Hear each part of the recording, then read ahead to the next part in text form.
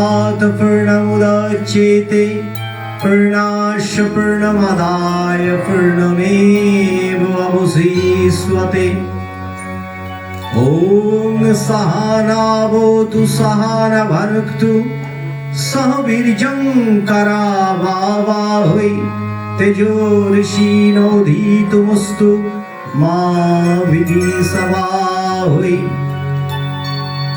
ॐ नारायणं नमस्कृत्य नरश्चैव नरोत्तमं देवीं सरस्वतीं व्यासं ततो जयोदीरयेत्। ॐ सहस्रशीर्षा पुरुषा सहस्राक्ष सहस्रपादः स भूमिं विश्वातो वित्ताहो अत्तातो तिष्ठ्य दशाङ्गुलम्। ॐ कृष्णाय वासुदेवाय हराय परमात्मने प्रणतक्लेशनाशाय गोविन्दाय नमः नमः। ॐ गुरुर्ब्रह्मा गुरुर्विष्णु गुरुर्देव महेश्वर गुरुरेव परम ब्रह्म तस्मै श्री गुरवे नमः। जय श्री कृष्ण चैतन्य प्रभु नित्यानंद श्री अद्वैत गदाधर श्रीवासादि गौर भक्तवृंद। हरे कृष्ण कृष्ण कृष्ण हरे हरे हरे राम राम राम हरे हरे। श्रीमद् भगवद गीता अथ गीता प्रथमोऽध्याय अर्जुन विषाद योग श्लोक प्रथम। धृतराष्ट्र उवाच धर्मक्षेत्रे कुरुक्षेत्रे समवेतायुत्सवाः मामकाः पाण्डवाश्चैव किम कुर्वत सञ्जय। ॐ तत्सदिति ब्रह्मविद्याय योगशास्त्रे श्रीकृष्णार्जुन संवादे श्रीमद् भगवद गीता उपनिषदसु अर्जुन विषाद योग श्लोक प्रथम समाप्तः। गीतामायेर प्रति बोली हरि हरि बोलो। अनादिरादि गोविंदेर प्रति हरि हरि बोलो।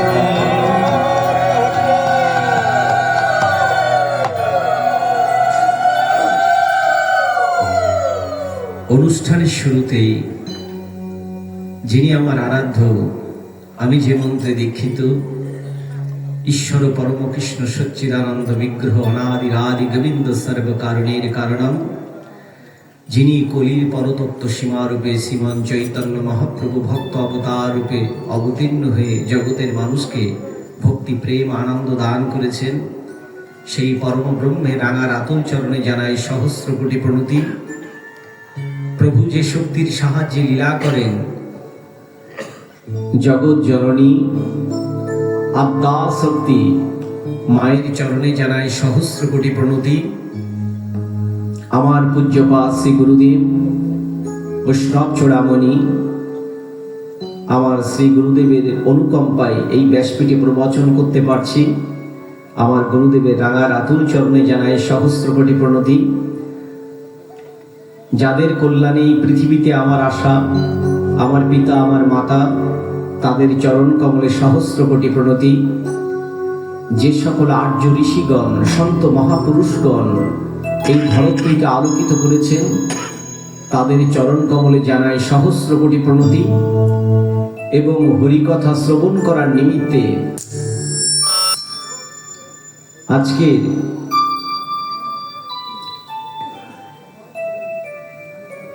যে হরিবাসরে ভক্তিমতী মায়েরা এবং বাবারা এখানে উপবিষ্ট আছেন, এবং যারা আমাকে আবাহন করেছেন এই কমিটির পক্ষ থেকে, যারা সার্বিকভাবে সহযোগিতা করছেন, যারা এসেছেন, স্ব বর্ণাশ্রম অনুযায়ী আমি আপনাদেরকে শ্রদ্ধা এবং প্রণিপাত জ্ঞাপন করছি। হরে কৃষ্ণ। জয় শ্রী রাধে। জয় শ্রী রাধে। রাধে রাধে। জয় নিতাই। জয় গৌর। হরে কৃষ্ণ। অনুষ্ঠানের শুরুতেই আপনাদের সাথে দুটি কথা বলে নিই। দেখুন, ভাগবতের 4টি অক্ষর রয়েছে। 4টি অক্ষরের মধ্যে প্রথম ভাগবতের ভ। ভতে কি? ভতিষু সর্বশস্ত্রেষু। সাউন্ড ঠিক আছে। ভতিষু সর্বশস্ত্রেষু, যাহা সূর্যের মতো প্রকাশমান। সূর্য যেমন অন্ধকারকে নাশ করে এই আলো দান করে, তদ্রূপ ভাগবতীয় জ্ঞান, ভাগবতীয় বার্তা মানুষের কি করে? অজ্ঞানতাকে সমূলে নাশ করে। তাই ভাগবত বলছেন, বেদ উপনিষদ সার যদা ভগবতী কথা অতি উত্তম তৎ ভাতি পৃথক ভূত ফলাকৃতি। এই ভাগবত কি? বেদ উপনিষদের সার বস্তু। বলে এটি ভগবান বেদব্যাস বেদ উপনিষদ থেকে নিংড়িয়ে কি করেছেন? পৃথক করার কারণে এটাকে অতি উত্তম মনে হয়। আসলে ভাগবত অন্য কোথা থেকে আসেনি, এটি বেদ থেকে এসেছেন। বেদের এক নাম হচ্ছে নিগম, তাই বলা হলো নিগম কল্পতরু। নিগম মানে বেদ, বেদের পরিপক্ক ফল হচ্ছে ভাগবত। তাই সেই ভাগবত জ্ঞানটাকে যদি আমরা সঠিকভাবে গ্রহণ না করি, তাহলে আমরা সূর্য যেমন আমাদেরকে আলোর মাধ্যমে অন্ধকারকে নাশ করে, আমাদের জীবনের অজ্ঞানতাকে কিভাবে নাশ হবে? তাই বারবার বলছে শৃণুয়াম শৃণুয়াম। চৈতন্য ভাগবতে বলছে, তুমি আমার কথা শোনো। গীয়তাম গীয়তাম, তুমি আমার কীর্তন করো। কেন?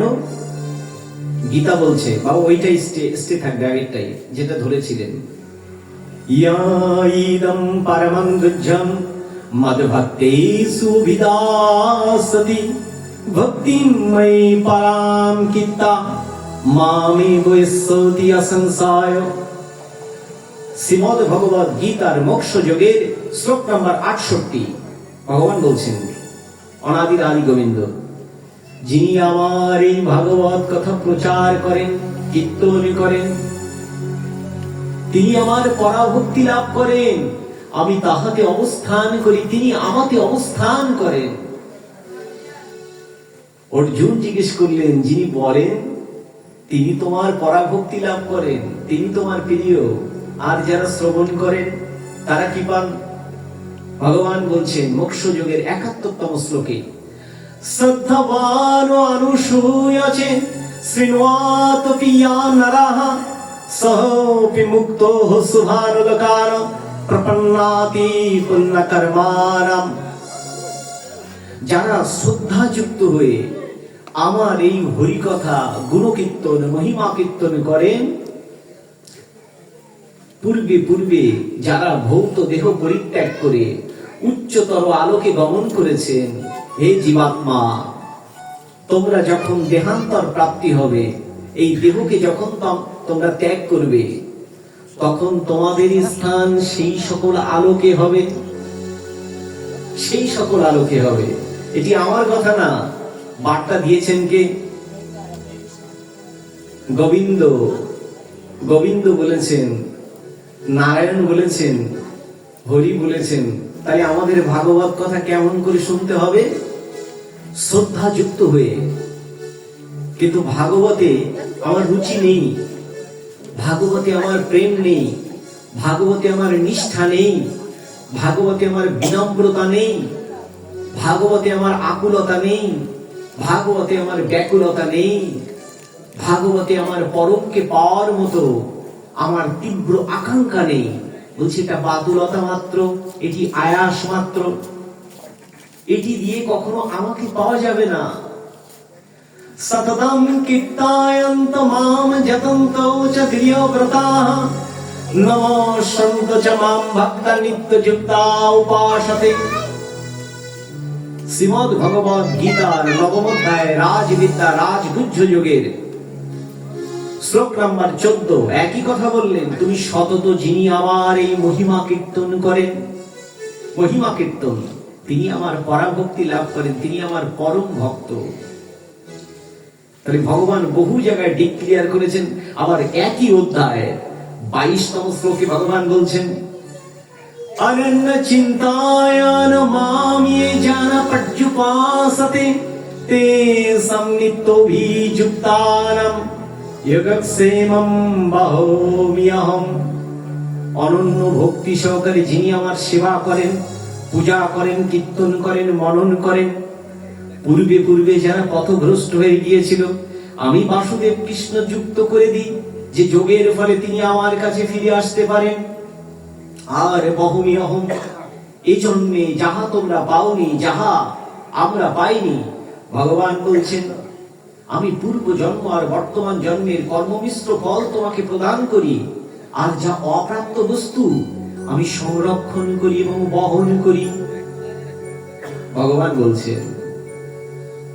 তাহলে আমরা কি নিচ্ছি? আমরা এই গ্রামে শুনলাম আমার মামাশ্রী ইনভাইট করেছেন, আমার ভাই এখানে এসেছেন, সকলে। গতবার এসেছিলাম, আমি ভেবেছিলাম আজকে পরিপূর্ণ হবে, পরিপূর্ণটা একটা ভাগবত হবে। 3 দিনের ভাগবতটা হবে একদম ভাগবতের মতো। 4000 লোক থাকলে অন্তত 1-1500 মানুষ থাকবে, ভাগবত হবে ভাগবতের মতো। কেন ভাগবত কথা শুনতে হয় আগে সেটা জানতে হবে। এই জন্যই বলছি ভাগবতের রুচি থাকতে হবে। ভাগবতের বতে কি বললেন? ভাগ গতি গতির্যস্য অলৌকিকার, গতির্যস্য অলৌকিকর। এর অর্থ কি?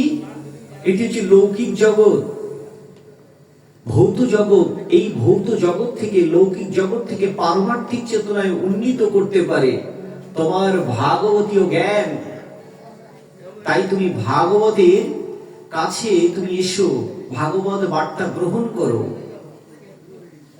এই ভাগবত বার্তা আমরা যদি গ্রহণ না করতে পারি, কখনো মুক্তি হবে না। ভগবান বারংবার কিন্তু বলেছেন, ধর্মো হি সাক্ষাৎ ভগবত প্রণীত নমে বিদুরিসয় নৌপি দেবাঃ। ভাগবতের 6ষ্ঠ স্কন্ধের 3য় অধ্যায়ের শ্লোক নাম্বার 18। এই ভাগবত ধর্ম সাক্ষাৎ আদি নারায়ণ ভগবান শ্রীকৃষ্ণ থেকে এসেছেন। কোন ঋষি, কোন মহাত্মা, কোন যোগী কেউ সৃষ্টি করেনি। সাক্ষাৎ ভগবান। আর ভাগবতে কোনো অন্তর নেই। উদ্ধব গীতা একটু খুলে পড়বেন, ভাগবতের 11 স্কন্ধটা খুলে পড়বেন, ভাগবত মাহাত্ম্যের 3য় স্কন্ধটা একটু খুলে পড়বেন, তখন ওখানে দেখবেন কি কি বলেছেন ভাগবত মাহাত্ম্যে, ভগবান কি কি গুণকীর্তন করেছেন। বহু জায়গায় বলেছেন, কিন্তু অত্যন্ত দুঃখের বিষয় আমরা পড়িও না, আমরা শুনিও না, আমরা শুনতেও চাই না। তাহলে আমাদের কি করে, আমাদের এই জীবনে উন্নয়ন হবে কি করে? ভগবান তো বারবার বলছেন এই ভৌত দেহ প্রাপ্তির একমাত্র উদ্দেশ্য হলো তোমার সাধন ভজন। তুমি পূর্বে বহু জনিতে বহুভাবে ভ্রমণ করেছিলে, কিন্তু এই জন্মে এই দেহটা পেয়েছো শুধু আমাকে জানার জন্য, আমাকে বোঝার জন্য, আর কিছু না। এই জন্য ভাগবতীয় বার্তাকে নিতে হবে। কারণ বেদ হচ্ছে সনাতন ধর্মের মূল শাস্ত্র গ্রন্থ, কিন্তু বেদের যে নিগুড় তত্ত্ব বা ক্রম ভাগ বা বেদের যে আরো যে 6টি ভাগ রয়েছে, 4টি বেদ, 6টি বেদাঙ্গ, শিক্ষা, কল্প, ছন্দ, ব্যাকরণ, নিরুদ্ধ, জ্যোতিষ, আমাদের সেই গুরুকুল নেই। আমরা হয়তো জানতে পারি না, যদি জানতে পারতাম হয়তো সমৃদ্ধ হতাম। কিছু কিছুটা অন্তত ভাগবতীয় বার্তার মধ্য দিয়ে সেই ব্রহ্মতত্ত্বের বেদান্তের জ্ঞানকে আমরা যেন ধারণ করে সেই রস সমৃদ্ধ জ্ঞান সমৃদ্ধ জ্ঞানকে গ্রহণ করে যদি আমরা পারমার্থিক চেতনায় যেন উন্নীত হতে পারি, তার জন্য বলছে তোমরা ভাগবতের বার্তা শোনো, জ্ঞান নিয়ে যাও। তাহলে কি বলছে? বরিষ্ঠায় সর্বশাস্ত্রেষু, যাহা সর্বশাস্ত্রের মধ্যে জ্যেষ্ঠ, সর্বশাস্ত্রের মধ্যে জ্যেষ্ঠ বলা হয়েছে ভাগবতকে। তাই বলছে 17টা পুরাণের পরে সর্বশেষ পুরাণ ভগবান বেদব্যাস রচনা করলেন 18তম পুরাণ। এই 18তম পুরাণ যখন রচনা করলেন, এই 18তম পুরাণের মধ্যে উনি সকল ভাগবতীয় বার্তাকে এর মধ্যে নিগড়িয়ে পুরাণাদি গ্রন্থের মধ্যে সবকিছু দিলেন। কি বলছেন? নিম্মাঙ্গনম যথা গঙ্গা দেবতানামচ্যুত যথা বৈষ্ণবানাম যথা শম্ভু পুরাণাদিন তথা। বলছে সকল দেবতার মধ্যে যেমন হরি শ্রেষ্ঠ, সকল বৈষ্ণবের মধ্যে যেমন শিবজি শ্রেষ্ঠ, সকল নদীর মধ্যে গঙ্গা যেমন শ্রেষ্ঠ, সকল পুরাণের মধ্যে শ্রেষ্ঠ ভাগবত পুরাণ। ভাগবত পুরাণের প্রতি বলুন একবার হরি হরি।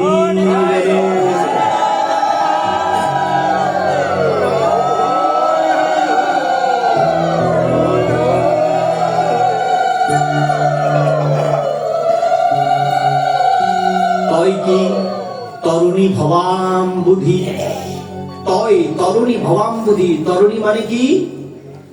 নৌকায় করে আপনি যাবেন, ভক্তি দেবী আপনাকে নিয়ে যাবে। তাই বলছে তরুণীতে তুমি ওঠো, নৌকা তোমার দাঁড়িয়ে আছে কুলে, দুটি তোমার কুল, একটি ভোগের কুল, একটি যোগের কুল। যোগের কুলে যুক্ত হলে তুমি আমার কাছে যাবে, আর ভোগের কুলে যুক্ত হলে তোমাকে বারংবার বিভিন্ন জনিতে ভ্রমণ করতে হবে। তাই বলছেন তুমি যোগস্থ হও। ইয়তন্ত জগীন চ এনম পশ্যন্তি আত্মা অবস্থিতম, ইয়তন্তোপি আকৃত্বাত্মানো নয়নম পশ্যন্তি অচেতোস্বা, উৎক্রামন্তমপি ভুঞ্জানম বা গুণানীতম বিমূঢ় পশ্যন্তি অনুপশ্যন্তি জ্ঞানচক্ষুষা। যে সকল মনুষ্যগণ মায়ার অবিকারী, যাদের জ্ঞান অপহৃত হয়েছে, তারা আমার পরম তত্ত্ব সম্পর্কে, পরম ভাব সম্পর্কে বুঝতে পারে না, জানতে পারে না। তারা মায়ার অবিকারী, তারা পারমার্থিক চেতনায় উন্নীত না, তাই তারা আমারকে জানতে পারে না, বুঝতে পারে না, আমার পথে আসে না। কিন্তু যারা চিদাকাশে সেই চৈতন্যকে বুঝতে পেরেছেন, জানতে পেরেছেন, তারা দেহের মধ্যে অবিনাশী তত্ত্বকে জেনে যোগস্থ হয়েছেন, শান্ত হয়েছেন, স্থির হয়েছেন। হে জীবাত্মা, তুমি স্থির চিত্তে যোগস্থ হও। যুক্ত থাকতে হবে। কানেক্টিভিটি লুজ হয়ে গেলে যেমন কথা হয় না, এই কানেকশন হলেই কথা হয়। দেখবেন তাই গীতার প্রত্যেকটি অধ্যায় অর্জুন বিষাদ যোগ, সাংখ্য যোগ, কর্মযোগ, জ্ঞান যোগ, কর্ম সন্ন্যাস যোগ, ধ্যান যোগ, জ্ঞান বিজ্ঞান যোগ, অক্ষর ব্রহ্ম যোগ, রাজবিদ্যা রাজগুহ্য যোগ, বিভূতি যোগ, বিশ্বরূপ, সব জায়গায় যোগ যোগ যোগ যোগ। একটাও বিযুক্তের কথা নেই, কিন্তু আমরা বিযুক্ত। তাই বলছে সদা শিব্য শ্রীমদ্ ভগবতী কথা ইয়স্যা শ্রবণ মাত্রেণ হরি চিত্তম সমাশ্রয়েত। যিনি সদা সদা প্রতিনিয়ত এই ভাগবত কথার মাধ্যমে সেবা দান করে। হরি যে হৃদয় গুহায় ঘুমিয়ে আছেন, চেতনা স্বরূপ, তিনি কি করেন? এই হৃদয়ের মধ্যে তিনি জাগরিত হন এই শ্রবণ কীর্তনের মধ্য দিয়ে। তাই হরিকে সন্তুষ্ট করার, তাকে জাগরণ করার একটাই উপায়, সেটা হচ্ছে হরি কথামৃত। কিন্তু আমাদের কলির অকাল দোষ যে আমরা হরি কথা শুনতে চাই না। মার্জনা করেন, মামাশ্রী আছেন, অনেক মহাত্মা এখানে আছেন, অনেক মানুষ আছেন, জ্ঞানবান পণ্ডিত। আমি কাউকে শিক্ষা দেওয়ার জন্য বসিনি, কারণ আমার শিক্ষা দেওয়ার মতো জ্ঞান নেই। আমি জাস্ট আপনাদের সাথে শেয়ার করছি মাত্র। দেখুন, আমরা এই বাংলাদেশে আপনাদের আশীর্বাদে বহু জায়গায় যাওয়ার সৌভাগ্য হচ্ছে। এবার আপনাদের আশীর্বাদে ওপার বাংলাতেও প্রোগ্রাম করেছিলাম। এই যে বহু জায়গায় আমি যাচ্ছি, কিন্তু ম্যাক্সিমাম গিয়ে দেখলাম 99.9% মানুষ শুধুমাত্র ভাগবতে আসে। যেদিন প্রসাদান্ন বেশি হয় সেদিন দেখি ভাগবতের লোকে আর লোকে লোকারণ্য। মাঝে একটা জায়গায় ভাগবত আসরে গেলাম, আমার আসরে মাত্র 3 থেকে 400, কিন্তু পাশে একটা জায়গায় যাত্রা পালা হচ্ছে, সেই যাত্রা পালায় দেখি হাজার হাজার মানুষ। মানে মানুষের ব্রহ্ম চেতনার প্রতি কোনো রুচি নেই। কেন রুচি নেই? কলির প্রভাব। একথা ভক্তি দেবী যখন দেবর্ষি নারদ এসেছিলেন, ভক্তি দেবীকে জিজ্ঞেস করলেন, মাগো তুমি চির যৌবনা, তোমার কোলে শুয়ে আছে কে এরা? বলে এটা আমার 2 পুত্র, এক পুত্রের নাম জ্ঞান কিন্তু বৃদ্ধ, আর এক পুত্রের নাম বৈরাগ্য, এরা বৃদ্ধ কেন? বলে বারবার এদেরকে বলা হচ্ছে কিন্তু ওরা জাগরিত হচ্ছে না, ওদের ভিতরে সেই কনসাসনেস নেই, কারণ এটা কলির প্রভাব। এই কলির প্রভাবে ভক্তি দেবীর 2 পুত্র যদি তার অর্ধমৃত অবস্থায় এইভাবে ঘুমিয়ে থাকে, তাহলে আমরা যারা ভাগবত আসলে আসি না, কীর্তন করি না, জপমালায় জপ করি না, নিত্য গায়ত্রী করি না, অষ্টাঙ্গ যোগ করি না, কি করে আমাদের সাথে সেই কনসাসনেস, শুভ চেতনা শক্তি সদা সর্বদা থাকবে? তাই বলছি সদা সর্বদা তুমি আমার কি করো? শ্রবণম কীর্তনম বিষ্ণু শরণম পদ সেবিতম বন্দনম অর্চনম সাক্ষ্যম দর্শম আত্মনিবেদনম। ভগবানকে পাওয়ার জন্য ভাগবতে বার্তা দিচ্ছে নববিধা ভক্তি। নববিধা ভক্তির মধ্যে প্রথম ভক্তি কোনটি? শ্রবণ। বারবার বলছে শ্রবণ। ঋষি খটাঙ্ক জানতে পেরেছিলেন তিনি আর পৃথিবীতে থাকবেন না। মাত্র 48 মিনিট আগে ঋষি খটাঙ্ক যোগস্থ হলেন। ঋষি খটাঙ্ক যোগস্থ হয়ে বললেন, আমার আর কোনো কিছুতে মন নেই, আমার শুধু একটাই মন, যে আমি যেন তাকে পাই। তিনি তো 48 মিনিট আগে জানতে পেরেছিলেন, কিন্তু আমরা কি জানতে পারবো? যদি তার কৃপা হয় আমরা হয়তো জানতে পারবো। অজামিল যখন নিজের পুত্রের মধ্যে, তার পুত্রের নাম নারায়ণ, সেই পুত্রের মধ্যে সেই পরমেশ্বর নারায়ণকে দেখেছিলেন, চতুর্ভুজ নারায়ণকে, তখন সেই নারায়ণ আর ওই নারায়ণ একাকার হয়ে গিয়েছিল। তিনি নারায়ণ নারায়ণ বলে ডাকলেন, আমি বিস্তারিত গল্পে গেলাম না, নারায়ণ নারায়ণ বলে ডাকলেন, আর তিনি দিব্যধাম প্রাপ্ত হলেন। ভাগবতের প্রত্যেকটি গল্পের মধ্যে নীতি, নৈতিকতা, আদর্শের শিক্ষা রয়েছে, কিন্তু আমরা শুধু গল্পটাই গ্রহণ করি, ওর অন্তর্নিহিত সার বস্তুকে নিতে পারি না। বলছে ভাগবত মানে গল্প নয়, ভাগবত মানে হাসাহাসি নয়, ভাগবত মানে ইচ্ছাকৃত কান্নাকাটি নয়। আমি কান্নাকাটি করালে তো আমি করাতে পারি, কেন? আমার ধরেন চোখে অসুর মানুষ, কারণ চোখে হয়তো জল আসে না, কিন্তু এই মুহূর্তে কি করব? চোখে একটা বাম লাগাবো, আঙুলে লাগিয়ে এখান দিয়ে দিব, হুড় করে জল আসবে, ভক্তরা আমার অনেক প্রণামী পয়সা দেবে। বলে অভিনয় কার সাথে করো?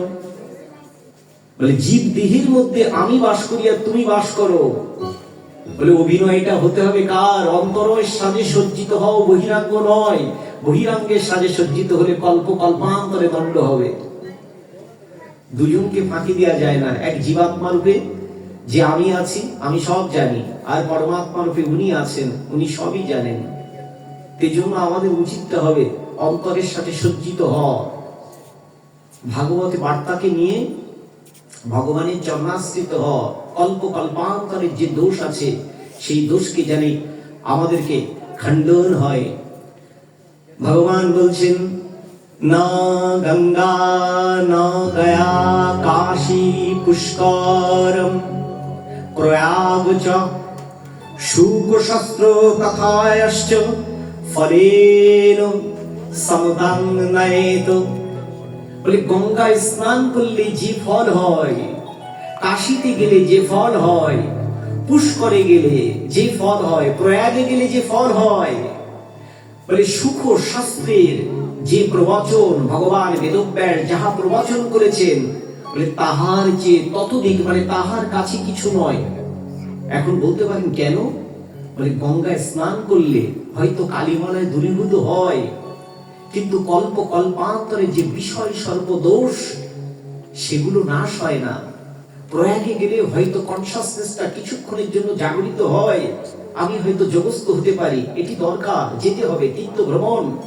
কিন্তু কল্প কল্পান্তরে ভব রোগের মহাপ্রসাদ রূপে গ্রহণ করতে হবে ভাগবত মহাপ্রসাদ। এই মহাপ্রসাদ রূপে এটি গ্রহণ করেন। যেদিন ইন্দ্রদেব, আপনারা জানেন ইন্দ্রের পুত্র অর্জুন, অর্জুনের পুত্র অভিমন্যু, অভিমন্যুর পুত্র পরীক্ষিত, পরীক্ষিত যখন মৃত্যু পথযাত্রী, সেই মুহূর্তে প্রবচন করছেন শুকদেব গোস্বামী প্রভুপাদ। উনি যখন ব্যাসপীঠে প্রবচন করছেন, সেই মুহূর্তে দেবতারা পরীক্ষা করার জন্য অমৃত কলস নিয়ে আসলেন। ভাগবত মাহাত্ম্যটা খুলে পড়লেই বুঝতে পারবেন। অমৃত কলস খুলে বললেন, হে পরীক্ষিত, তুমি গ্রহণ করো। পরীক্ষিত শ্রী শুকদেব গোস্বামীকে বলেছিলেন, আপনি আমাকে এমন একটি অমৃত তুল্য বস্তু আমাকে প্রদান করুন, যাহা পান করলে আর কখনো জন্ম মৃত্যু জরা ব্যাধি দুঃখ কষ্ট হয় না। তিনি কিন্তু সেটাকে পরিত্যাগ করেছিলেন, কারণ ওটাকে অমৃত তুল্য সেই বস্তুকে গ্রহণ করলে হয়তো দেবতারা এক কল্পকাল পর্যন্ত জীবিত থাকে। যখন প্রকৃতির গহ্বরে চলে যাবে, আবার জন্ম মৃত্যু জরা ব্যাধি দুঃখ কষ্ট সবারই হবে। কিন্তু যদি আপনি অমৃত তুল্য পদার্থকে গ্রহণ করেন, সেই ভাগবত কথা, ভগবানের সাযুজ্য পথকে গ্রহণ করেন, তাহলে ভগবান বলছেন, না তদ ভাসায়াতি সূর্য না শশাঙ্ক না পাবক ইয়াদ গাতা না নিবর্তন্তে তদ্ধাম পরমম মম। সূর্য চন্দ্র বিদ্যুৎ যে ধামকে আলোকিত করতে পারে না, যেখানে গেলে আর ফিরে আসতে হয় না, শরণাতীত কাল থেকে যার থেকে সবকিছু প্রবর্তন হয়েছে, সেই আদি পুরুষের আমরা স্মরণ করছি। তাহলে তার কাছে যতক্ষণ পর্যন্ত আমরা না যাব, ততক্ষণ পর্যন্ত কিন্তু আমাদের এই দুঃখ কষ্ট আমাদেরকে পেতে হবে। এই জন্য ভাগবত কথাটাকে চেষ্টা করবেন অত্যন্ত মধুর ভাবে, হৃদয়ঙ্গ হৃদয় দিয়ে আমরা যেন শ্রবণ করি। রাধে রাধে, বোঝা যাচ্ছে কি? রাধে রাধে, একটু রেসপন্স করেন। মুখে হাসি নেই কেন? ঈশ্বরের এক নাম কি? ব্রহ্ম সংহিতায় কি বলছে মামা? ঈশ্বর, হ্যাঁ, ঈশ্বরের এক নাম কি? ব্রহ্ম সংহিতা কি বলছে?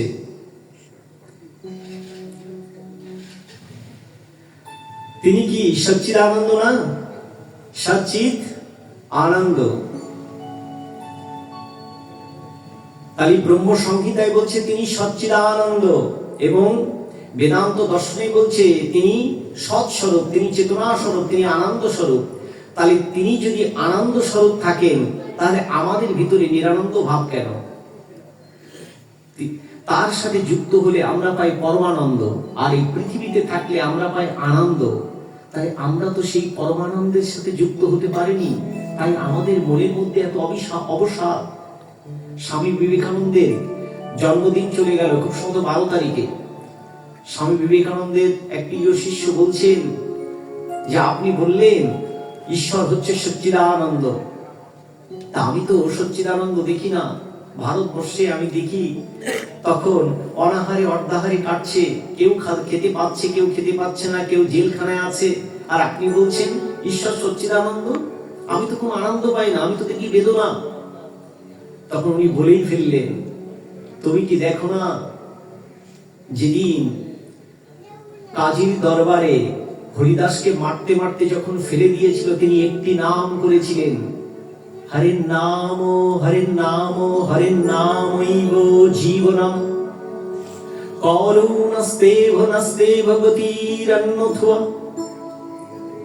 এটি নারদ পঞ্চরত্নে আছে, আবার অন্য জায়গায় আছে হরির নাম হরির নামৈব কেবলম। নারদ পঞ্চরাত্রে বলছে জীবনম, অন্য জায়গায় বলছে সে যেভাবেই হোক না কেন হরির নাম ছাড়া আর কিছু নাই। তাহলে তিনি সেই পরমানন্দের ছোঁয়াকে পেয়েছিল, আমি তুমি পাচ্ছি না। যেদিন নিত্যানন্দ প্রভুকে কলস ছুঁড়ে মেরেছিল, মহাপ্রভু যখন চক্র আবাহন করেছিল, নিতাই চাঁদ বলেছিলেন এই অবতারে তোমার প্রেমের অবতার। ওম মহাবদন্নায় কৃষ্ণ প্রেম পদায়তে কৃষ্ণায় কৃষ্ণ চৈতন্য নামেনে গৌরীশ নমো নমঃ। এই অবতারে তোমার প্রেম, তুমি প্রেম দেবে, তুমি আনন্দ দেবে, তোমার তো চক্র দ্বারা নয়। তাহলে বলছি এই কলিযুগটা হচ্ছে প্রেম ভক্তি, ভগবানকে পাওয়ার উপায় হচ্ছে প্রেম ভক্তি। এই জন্য প্রেম ভক্তি দিয়ে ভগবানকে না ডাকলে ভগবানকে কিন্তু কদাপি পাওয়া যাবে না। তাই ভগবান কাঠোপনিষদে বলছেন, কাঠোপনিষদ, মেধা দ্বারা আমাকে পাওয়া সম্ভব নয়, মেধা দ্বারা পাওয়া যাবে না। তাহলে আমি মেধা দ্বারা পাবো না, আমার ভিতরের যে জ্ঞান, জনজাগতিক জ্ঞান, বলে এটি দ্বারা পাওয়া সম্ভব নয়। যার অনুকম্পা, এই ব্রহ্মের কৃপা যার উপর বর্ষিত হন, তিনি ব্রহ্ম জ্ঞানে জ্ঞানান্বিত হন, তিনি ব্রহ্মকে পান। তাই আমাকে ব্রহ্ম জ্ঞানে জ্ঞানান্বিত হওয়ার জন্য আমাকে মুক্ত মনা মন হতে হবে। কিন্তু আমার মনই তো চঞ্চল, চঞ্চল হি মন কৃষ্ণ প্রমাথি বলবৎ দৃঢ়ম তস্যাহম নিগ্রহম মন্যে বায়ুইব সুদুষ্কারম। শ্রীমদ্ ভগবদ গীতা ৬ষ্ঠ অধ্যায়ের শ্লোক নাম্বার ৩৪। কৃষ্ণকে জিজ্ঞেস করছেন, কেন আমি তোমাকে পাই না, কেন যোগস্থ হতে পারি না? তুমি অনেক কথা বলছো আমাকে, কিন্তু তারপরও আমি পথভ্রষ্ট। বায়ুকে নিয়ন্ত্রণ করা যায়, কিন্তু মনকে নিয়ন্ত্রণ করা অতীব কঠিন ব্যাপার, আমি কি করে করিব? ভগবান বললেন, অসংশয়ম মহাভাব মৌনৈব নিগ্রহম চলম অভ্যাসেন তো কন্তেয় বৈরাগ্যেন চ কিজ্জুয়াতে। তুমি পুনঃ পুনঃ অভ্যাস করো। কোথায় কোথায় অভ্যাস করতে হবে? যেখানে আমার কথা হয় তুমি তাদের সঙ্গ করো, যিনি আমার কথা বলেন তুমি তাদের সঙ্গ করো, যিনি আমার নাম করেন তুমি তাদের সঙ্গ করো। তা আমি সেখানে যদি সঙ্গ না করে আমি অন্য জায়গায় সঙ্গ করি, তাহলে কি করে আমার কল্প কল্পান্তরের এই দোষ রহিত হবে? সেখানে তো চম্বক শক্তি, আমার ভিতরে নেগেটিভ অ্যাক্টিভিটিস, তাহলে পজিটিভ অ্যাক্টিভিটিস কি করবে? আমার ভিতরে নেগেটিভকে সব মেরে ফেলবে। এই আলো দেয়া হয়েছে বলে দেখেন কত ঝলমল, চেয়ারগুলো কি সুন্দর দেখা যাচ্ছে। যদি আলোটা সব নিভিয়ে দেওয়া হয়, একটা চেয়ারও আমি দেখতে পাবো না, তাই না? তাই আমার মনের মধ্যে যে কামাসক্ত ইন্দ্রিয়গুলো সব লিঙ্গমুখী, ওগুলোকে অ্যাক্টিভ করার জন্য, আপনাকে ব্রহ্ম চেতনায় যাওয়ার জন্য আপনাকে কি করতে হবে? অভ্যাস করতে হবে, যেতে হবে। এত মানুষ বলছে শীতের দিন আজকে আর বাড়ি থেকে আসবো না, 2 দিন পরে 2 দিনে আসবো। আর ভগবান বলছেন, অন্তকালে চ মামেব শরণে মুক্তকালে বরম ইয়া প্রয়াতি সামদ্ভাবম ইয়াতি নাস্তি তত্ত্ব সংশয় জম জম পাপি শরণে ভক্তম তজ্জমন্তে কলেবরম তম তমেব এতি কন্ত সদা তদ্ভাবম ভাবিত। অন্তিম কালে যে যেমন ভাবে চিন্তা করবে, যে যেমন ভাবে স্মরণ করবে, পরবর্তী জীবনটা তার থেকে প্রাপ্ত হবে। আজকেই যে আমার মৃত্যু হবে না, এই গ্যারান্টি কে দিতে পারে? কালকে গত 2 দিন আগে, এই কথাটা কেন বলছি, গত 2 দিন আগে যার সাথে কথা বললাম, একই জায়গায় গল্প করলাম, হঠাৎ করে পরের দিন শুনি একদম আমার বাড়ির সামনে দোকানদার, আমার মেয়েটা কান্নাকাটি করছে, কারণ দিদিমা বলে ডাকে। রাত ঠিক 8টার সময় বলছে হঠাৎ করে হার্ট অ্যাটাক করে মারা গিয়েছে, কারণ প্রেশার ফল করেছে, ডায়াবেটিসের মাত্রা 27, বাড়ি থেকে কেউ নিয়ে যাওয়ার জন্য একটা ন্যানোসেকেন্ড সময় দেয়নি। আমার এক ছোট ভাই আমার সাথে সাক্ষাৎ করে গেল, মোটরসাইকেলে যেতে পারিনি, বাড়িতে যেতে পারিনি, আমি গিয়ে শুনলাম এক্সপায়ার হয়ে গেছে পরের দিন সকালে। এই যে হবে না, বলে পৃথিবীতে 3টে জিনিসের গ্যারান্টি দিতে পারবেন না। একটা হচ্ছে আপনার মৃত্যু, অবশ্যই যেটি আপনার নির্ধারিত সেটি আপনার হবেই। উপলক্ষ মাত্র, ভগবান একটা উপলক্ষ দিয়ে আপনাকে মৃত্যু দিয়ে দেবে। তাহলে মৃত্যু আর পৃথিবীতে আসা এটি আপনার জন্য একটি সুযোগ। মৃত্যু হচ্ছে একটি ভৌত দেহের পরিসমাপ্তি। আর জীবনটা কি? জীবনটা হচ্ছে একটি পরীক্ষা, এক্সাম। যদি এক্সাম থেকে উত্তীর্ণ হতে পারেন তাহলে মুক্তি, আর যদি এক্সাম থেকে উত্তীর্ণ না হতে পারেন ফেল। তারপরে পরবর্তীতে আবার আপনাকে ওয়েট করতে হবে। ছাত্রছাত্রীরা যা করে, তাই আমরা হচ্ছে পৃথিবীতে সবাই স্টুডেন্ট, সবাই পরীক্ষা দেওয়ার জন্য এসেছি। বোঝা যাচ্ছে কি? হরে কৃষ্ণ। একটু রেসপন্স করেন, হরে কৃষ্ণ। একটু বলেন রাধে রাধে। দেখুন, হরি বল, নিতাই গৌর প্রীতি প্রেমানন্দে বলো হরি হরি বলো। বাসুদেব ভগবতী ভক্তি যোগ প্রযোজিতাঃ জনায় ত্যাগ বৈরাগ্যম জ্ঞানম চ ইয়াধৈতুকম। বলে ভগবত কথায়, বাসুদেবের কথায় যদি কোনো মানুষের হৃদ কমলে ভক্তি ভাবের উদয় না হয়, ভক্তি ভাবের যদি আমার উদয় না হয়, যদি আমার ভিতরে সেই পরাভক্তি না জন্মায়, যদি তীব্র বৈরাগ্য আমার ভিতরে তৈরি না হয়, যদি আমি কি পরমকে পাওয়ার জন্য সেই জ্ঞানতত্ত্ব আমি অনুভব না করতে পারি, আমার ভিতরে যদি অনুরাগ প্রেম সৃষ্টি না হয়, বলে তাহলে এই মনুষ্য জীবনটা তোমার জন্য বৃথা। তাই ভগবানের জন্য কি থাকতে হবে? অনুরাগ। তাই এটি কিন্তু আমাদের দরকার, না হলে আমাদের কল্পান্তরের দোষ কদাপি যাবে না। এই ভাগবত কথা যখন প্রথম বলেছিলেন, তিনি হচ্ছেন আদি নারায়ণ, ভগবান অনাদির আদি গোবিন্দ। তিনি কাকে জ্ঞান দিয়েছিলেন? তিনি দিয়েছিলেন পদ্মজনী ব্রহ্মাকে। পদ্মজনী ব্রহ্মা সেই জ্ঞান দিয়েছিলেন কাকে? সেই জ্ঞান দিয়েছিলেন দেবর্ষি নারদকে। দেবর্ষি নারদ সেই জ্ঞান দিলেন কাকে? ভগবান বেদব্যাসকে। ভগবান বেদব্যাস সেই জ্ঞান কাকে দিলেন? শুকদেব গোস্বামীকে। শুকদেব গোস্বামী সেই জ্ঞান কাকে দিলেন? মৃত্যু পথযাত্রী রাজা পরীক্ষিতকে। কিন্তু ভাগবতের পরবর্তীতে বার্তাটা এসেছে কিন্তু অন্য জায়গা থেকে। যিনি একটা বট বৃক্ষের নিচে দাঁড়িয়েছে বসেছিলেন চুপচাপ, তিনি কে? উগ্রশ্রবা ঋষি মতান্তরে সুত গোস্বামী। তিনি পরবর্তীতে প্রবচন করেছিলেন। তার থেকে আমরা বার্তা জানলাম। আমরা আস্তে আস্তে এগাবো। কিন্তু ভাগবতের শ্লোক 18,000 শ্লোক কিন্তু ছিল না।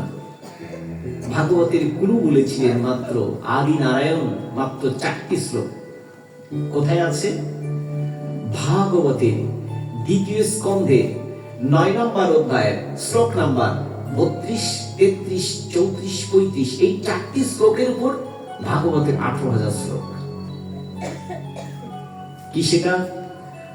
অহো মে বাসামেবাগ্রে নন্নাত ইয়াৎসাত সতপরম পশ্চাদহম জনে ইয়াচ্যুয়া সৌভিসিসতে সহস্যহম হৃদিঠং ইয়াত প্রীতিয়াতে না প্রীতিয়াতে চ আত্মানি তদ্বিদ্যাতাত্মানুময়ম यथा भासु यथा तामः यथा महन्ति भूतानि भूतेषु च वचोसिनो प्रविष्टान्नो प्रविष्टानि तथा तथा तेषु न तेषु अहम् एतावत् देव जिज्ञासं तत्तु जिज्ञासु आत्मानः अन्वयो व्यतिरेकाभ्याम् ইয়াৎসাৎ সর্বত্র সর্বদা। এই কথার অর্থ কি? এই কথার অর্থ প্রথম তত্ত্ব বললেন ব্রহ্মতত্ত্ব। ভগবান ব্যাখ্যা দিচ্ছেন, যখন দিনও ছিল না, রাতও ছিল না, আলো ছিল না, অন্ধকারও ছিল না, সূক্ষ্ম থেকে অতি সূক্ষ্ম, তার চেয়ে অতি সূক্ষ্ম আমি ছিলাম। তুমি কি? আমি ব্রহ্ম, পরম ব্রহ্ম। বেদ বলছে এক সদ বিপ্রা বহুদা বদন্তি, একই কথা। আবার যে উপনিষদের যে মন্ত্র পাঠ করলাম, ওম পূর্ণোদয়, জ্ঞান, পূর্ণ ইদম পূর্ণাৎ পূর্ণমুদচ্যেতে পূর্ণাস্য পূর্ণমাদায় পূর্ণমেব অবশিষ্যতে। আমি পরিপূর্ণ ছিলাম, সৃষ্টি রক্ষার্থের জন্য আমি সবকিছুর মধ্যে প্রবেশ করিলাম। সেই প্রকৃতির সবকিছু তত্ত্ব যদি নিয়ে নেওয়া হয়, তারপরেও সেই পূর্ণতাটুকুই থাকে। তার মানে তিনিই ছিলেন। একই কথা সব জায়গায়। গীতা কি বলছে? বহুনাম জন্ম নামান্তে জ্ঞানবান মম প্রপদ্যতে বাসুদেবং সর্বমিতি সামহর্তা সুদুর্লভঃ। বহু বহু জন্মের পর যিনি জানেন, সেই একজনই ছিলেন।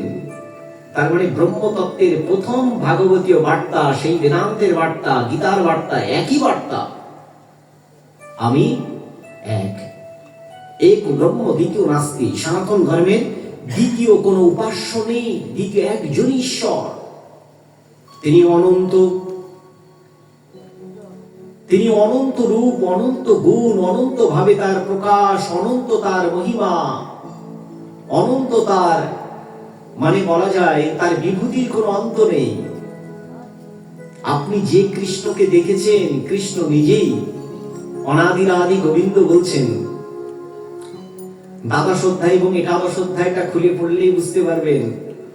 অর্জুনকে যখন উনি ব্রহ্মতত্ত্বের জ্ঞান দিচ্ছেন, তখন উনি বলছেন, নিজের কথা বলছেন যখন, তখন বলছেন, আমি বাসুদেব কৃষ্ণ নহি।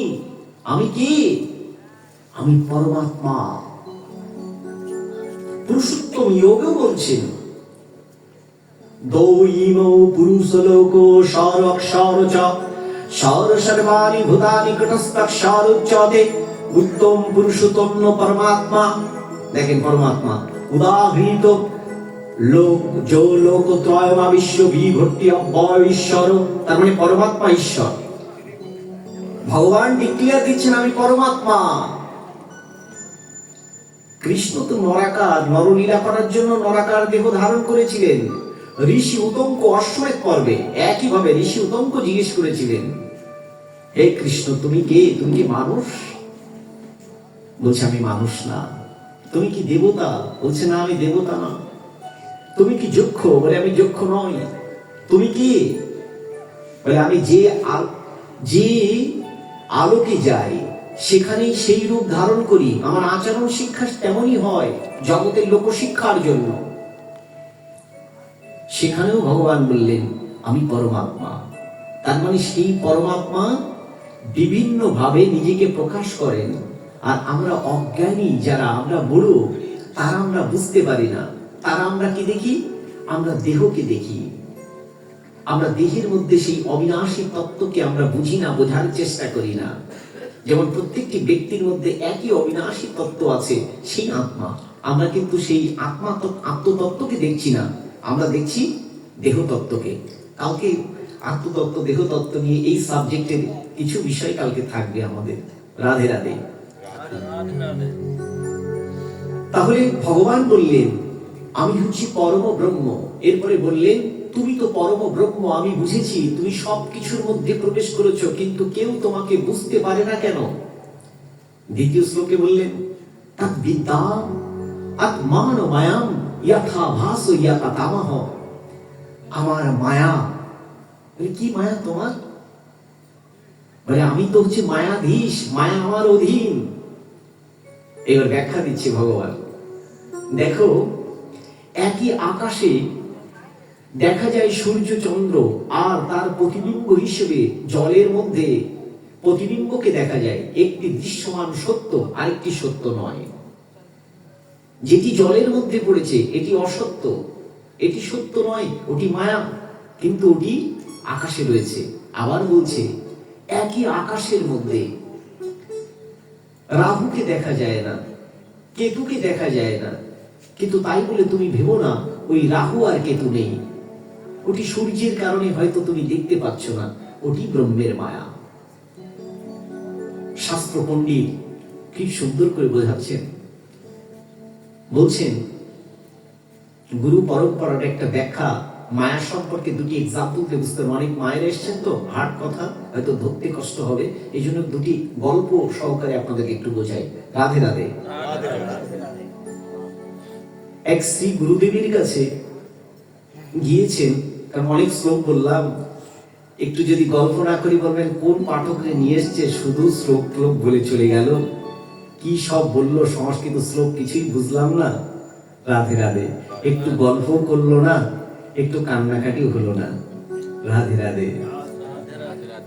জানেন ভাগবতের টোটাল প্রবচনটা যদি হয়, যদি ভাগবত হয়, বেদ হয়, বেদের ক্রম পাঠ হয়, গীতা পারায়ণ হয়, সেখানে একটা গল্প হবে না, কিন্তু আমাদের বোঝানোর স্বার্থে অনেক গল্প এক্সাম্পল দিতে হয়।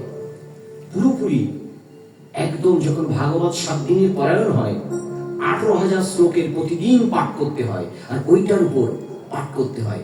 ভাগবত বলছেন প্রথম এবং দ্বিতীয় অধ্যায় তুমি জানিবে এই দুটি আমার চরণ, তৃতীয় এবং চতুর্থ অধ্যায় এটি আমার উরু, পঞ্চম এবং ষষ্ঠ অধ্যায় এটি আমার পার্শ্বদেশ, সপ্তম এবং অষ্টম অধ্যায় এটি আমার উদর, নবম অধ্যায় এটি আমার কি কণ্ঠ, দশম অধ্যায় দশম স্কন্ধ এটি আমার মুখের হাসি, একাদশ অধ্যায় এটি আমার ললাট, দ্বাদশ অধ্যায় এটি আমার মস্তক।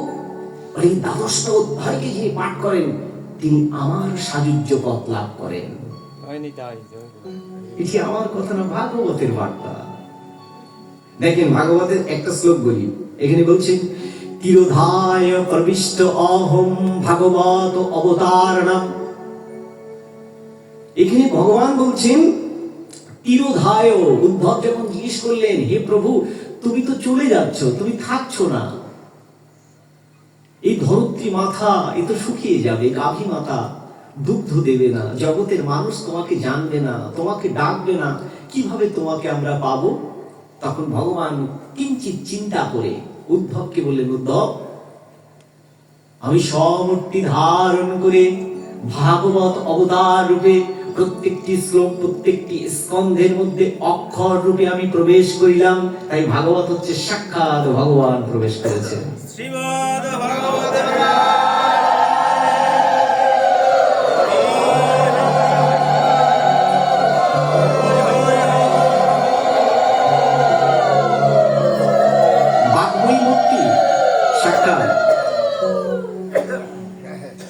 যেই নাম সেই কৃষ্ণ ভজ নিষ্ঠা করি, নামেরই সহিত আছেন আপনি শ্রীহরি। নাম ভজ নাম কর, নাম হলো সার, নাম ছাড়া জীবের গতি নাই আর। একবার হরির নামে যত পাপ হরে, পাপীর কি সাধ্য আছে তত পাপ করে। তাহলে যেই নাম সেই কৃষ্ণ, তাহলে আমরা বারবার বলছি যেই নাম সেই কৃষ্ণ। তাহলে ভাগবত কথা কেন আমরা শুনি না? গীতা পাঠ করলে কেন আমরা সেখানে বসি না? কারণ আমরা চাই না আমাদের মুক্তি হোক, আমরা চাই না গোবিন্দের কৃপা হোক, আমরা চাই না। তাই বারবার বলছেন, মোক্ষ যোগে বললেন যে প্রথমে জানবে যদি তোমার জীবনের প্রথম দিকটা তেতো হয়, পরের দিকটা যদি স্বাদযুক্ত হয়, মিষ্টি হয়, তাহলে তুমি শতগুণের অধিষ্ঠিত হয়েছো। কিন্তু প্রথম দিকে তোমার অত্যন্ত মিঠা, আর পরের দিকে তোমার জীবনটা হচ্ছে অবসাদ, বলে তাহলে তুমি রজগুণ। জীবনের প্রথমে শুরুটা তোমার তিতা এবং পরের জীবনের শেষ অধ্যায়টাও তোমার তিতো ফলের মতো, বলে তাহলে তুমি তমগুণের অধিকারী। তাই যারা শতগুণের, এদের জীবনে দেখবেন সংসারে বাধা, পরিবারে বাধা, সোসাইটিতে বাধা, আত্মীয় স্বজনে বাধা, ইনকামে বাধা, সব জায়গায় বাধা, কিন্তু জীবনের সায়ার নেই। এদের জন্য অনেক সুখকর। যেটি আমি ফিল করছি। আমার লাইফের কোনো একদিন হিস্ট্রি যদি হয় একান্তে একটু শুনবেন। আমার কিন্তু এই পথে আসার কথা না। আমার বাবা কতবার, আমার বাবার শিষ্য আছে মোটে না হলেও, আমি যদি ভুল না বলি, বহু শিষ্য না।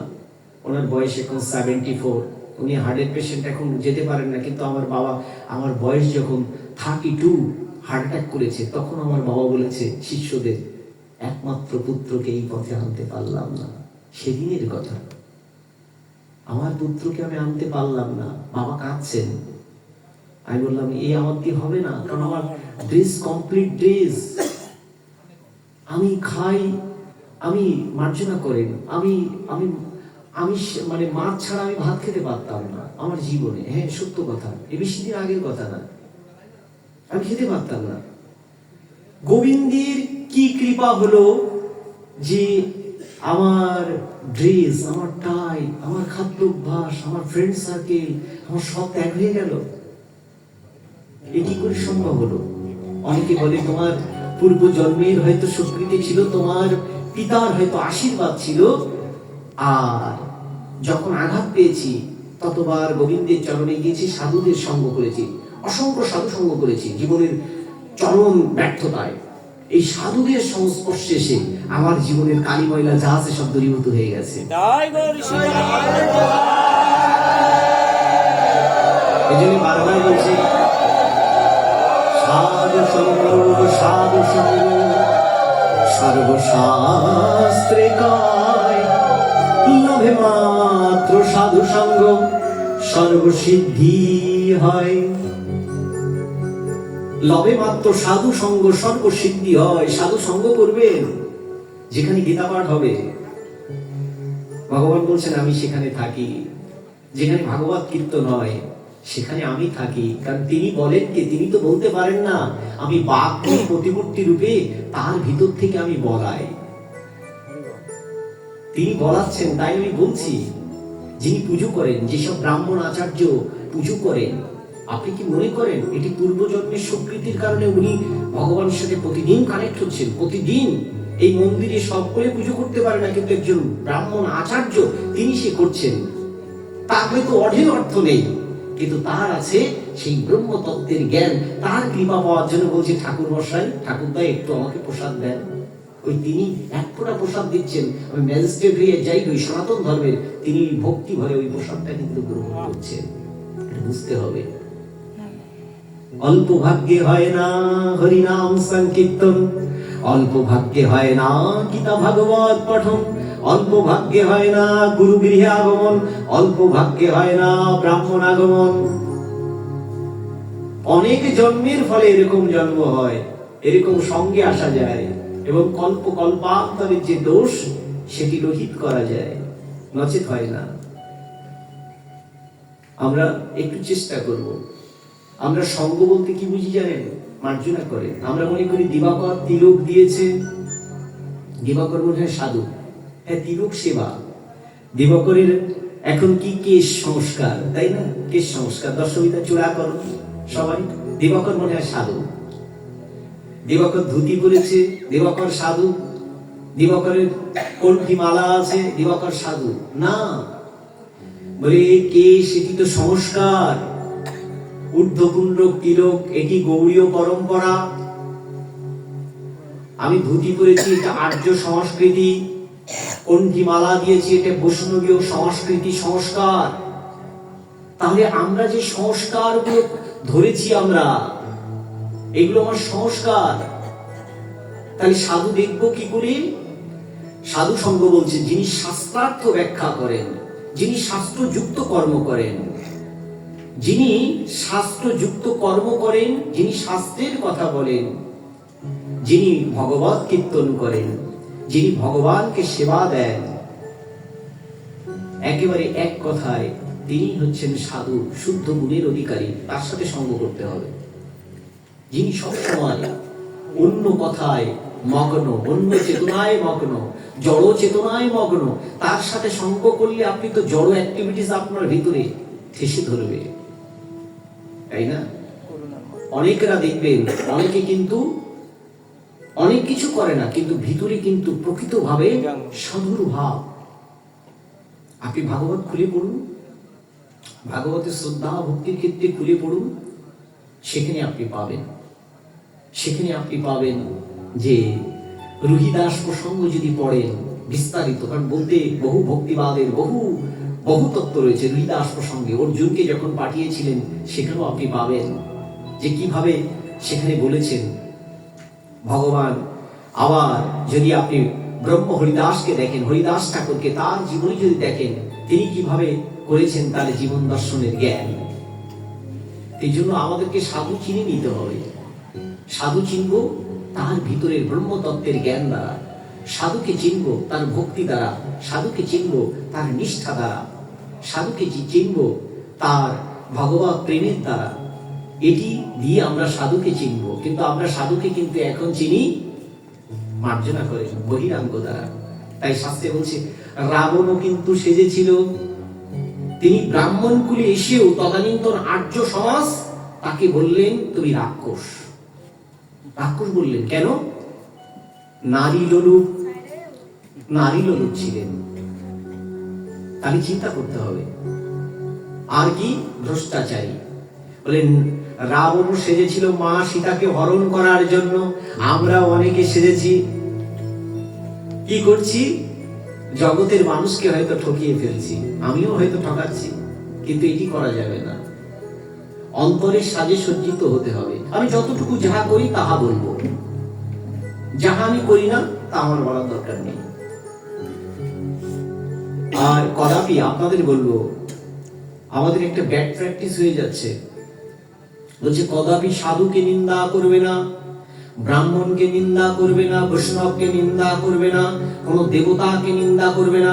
বলে তাহলে এটি যে তোমার নাম অপরাধ এবং সেবা অপরাধের মধ্যে 32টি তোমার ভিতরে যদি একটিও চলে যায়, কোটি কল্পকাল যদি তুমি জপ তপ করো, কদাপি তোমার মুক্তি হবে না। আমরা কিন্তু এই অপরাধগুলো বারবার করছি। অমুক ব্রাহ্মণ খারাপ, অমুক বৈষ্ণব খারাপ, ওই দেবতা, আমি তো কৃষ্ণের মহান ভক্ত, ও দেবতা করব না, কদাপি নয়। ভগবান বললেন দেব দ্বিজ গুরু প্রাজ্ঞ পূজনম শৌচমার্জবম ব্রহ্মচর্য অহিংসাম শরীরম তপোচ্যতে। দেবতা পূজা, ব্রাহ্মণ পূজা, গুরু পূজা, এগুলোকে তুমি কায়িক তপস্যা বলে জানবে। তাহলে গীতার একটি শ্লোক যদি পড়েন, ভাগবতের একটি শ্লোক পড়লে আরো কতগুলো শ্লোক পড়তে হবে। ওম তৎসাদিতি ব্রহ্মাণা ত্রিবিদসিত ব্রহ্মাণা তেন বেদাশ্চ যজ্ঞাশ্চ বিহিতা পুরা। ব্রাহ্মণ, বেদ এবং যজ্ঞ স্বয়ং আমার মুখ থেকে এসেছে। এই জন্য কদাপি এই কাজগুলো আমরা, এই ব্যাড প্র্যাকটিস গুলো কেউ করব না। করলে কি হবে? ভগবান মনু বলছেন, ভগবান মনু কি বললেন? মনু সংহিতা তার 4 নম্বর অধ্যায়ের শ্লোক নম্বর 229, না মুত্র হি সায়ঠং পিতামাতা চ তিষ্ঠত ন পুত্রদারং ন জ্ঞাতি ধর্ম তিষ্ঠতি কেবলাহ। তুমি যখন চলে যাবে তখন তোমার পিতা, তোমার মাতা, তোমার জ্ঞাতি, তোমার আত্মীয় স্বজন, তোমার বন্ধু বান্ধব কেউ তোমার সাথে যাবে না। কে তোমার সাথে যাবে? ধর্ম, ধর্ম রক্ষিতা রক্ষতি। যিনি ধর্মকে রক্ষা করেন, ধর্ম তাহাকে রক্ষা করে। তাহলে আমি আমার ধর্মটাকে ঠিকভাবে রক্ষা করছি তো? বৈষ্ণবী পরম্পরায় বলছি, তুমি নিষ্ঠাবান হতে গিয়ে তুমি যদি নিষ্ঠুর হয়েও না, তুমি যদি নিষ্ঠুর হয়ে যাও। ধরেন আমি দিবাকর এখন নিরামিষ আহার করি, যদিও নিরামিষ বলে কোনো বস্তু নেই, আমি ভেজিটেবল আহার করি, কিন্তু একজন এখন ভেজিটেবল আহার করে না। আমি বলছি ওর সাথে আমি সঙ্গ করব না, ওর কাছে যাব না, ওকে আমি কীর্তনে নেব না, তাহলে ওর সংস্কার হবে কি করে? এক সময় তো আমিও ছিলাম। এই জন্য চেষ্টা করবেন সনাতন ধর্মের এখন যে দর্শনটা হচ্ছে, সকলকে এক করে নিতে হবে, আস্তে আস্তে এক করে নিতে হবে। কারণ আপনার যে ছোট বাচ্চা, সে বাচ্চা তো অন্যদিকেই যাবে। এখন তাকে যদি এই পথে আনতে হয়, ভগবত পথে আনতে হয়, আস্তে আস্তে। মানুষই কখনো চেষ্টা করবেন, মানুষকে সব সময় চেষ্টা করবেন আপন করে নিতে। মহাপ্রভু যেটা করেছিলেন, হরিদাস ঠাকুরকে কেউ যখন আশ্রয় দেননি, মহাপ্রভু বুকে টেনে নিয়েছিলেন হরিদাস ঠাকুরকে। সেই হরিদাস ঠাকুর কাকে আশ্রয় দিলেন? লক্ষ হীরাকে আশ্রয় দিলেন। বেনাপোলে পাটবাড়িতে জীবনী পড়ে দেখবেন, লক্ষ হীরাকে একজন বাইজি নর্তকী তাকে আশ্রয় দিলেন। তাহলে কি উচ্চ স্তরের জ্ঞান তাদের, কারণ তারা দেহকে দেখেনি, দেহের মধ্যে অবিনাশী তত্ত্বকে দেখেছিল। তাদেরকে মুক্ত করার জন্য সেই মহাত্মা এসেছে। আপনি এসেছেন, আমরা এসেছি বার্তা নিয়ে। হে জীবগণ, আমি জেগে গেছি, তোমার ভিতরে এখনো জাগরিত ভাব নেই, তোমার ভিতরে প্রদীপ শিখাটাকে একটু জ্বালিয়ে দিই, যাতে তুমিও জ্বলতে পারো। কারণ তুমি আর আমি তো এক। তোমার ভিতরে যে অনুচৈতন্য, আমার ভিতরে একই অনুচৈতন্য। তুমি আর আমি ভিন্ন কেউ নই। নিতাই গৌর প্রেমানন্দে হরি হরি বল।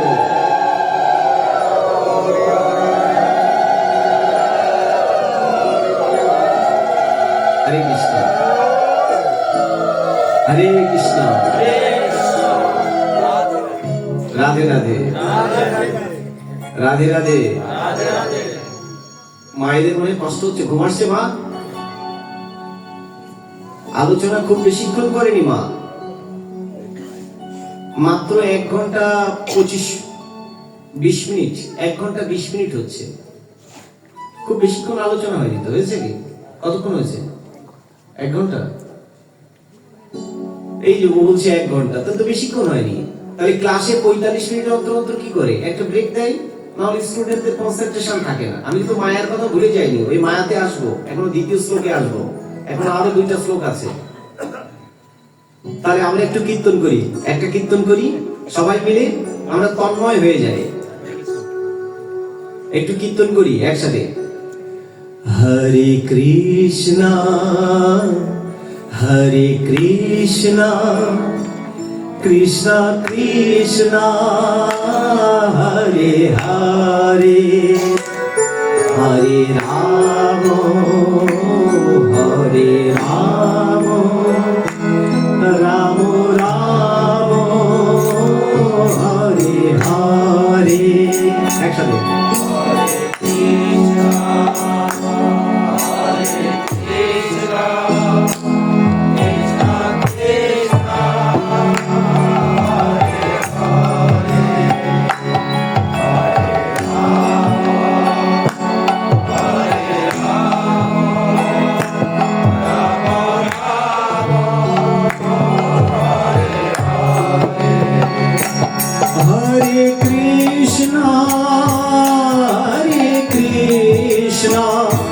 কৃষ্ণ কৃষ্ণ হরে হরে হরে রাম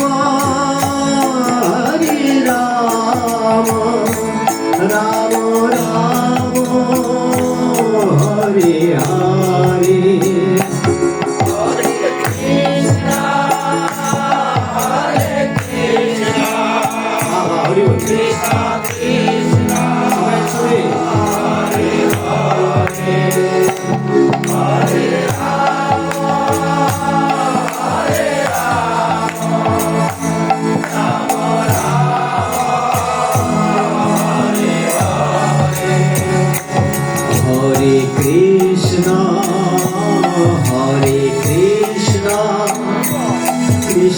কৃষ্ণ হরে হরে হরে রাম রাম হরে হরে।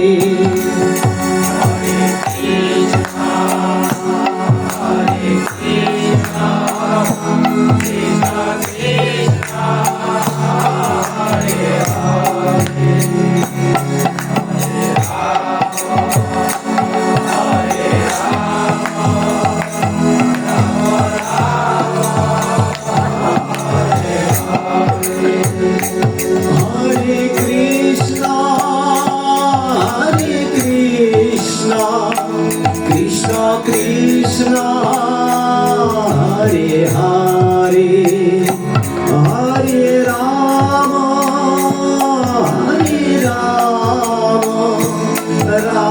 রাম হরে হরে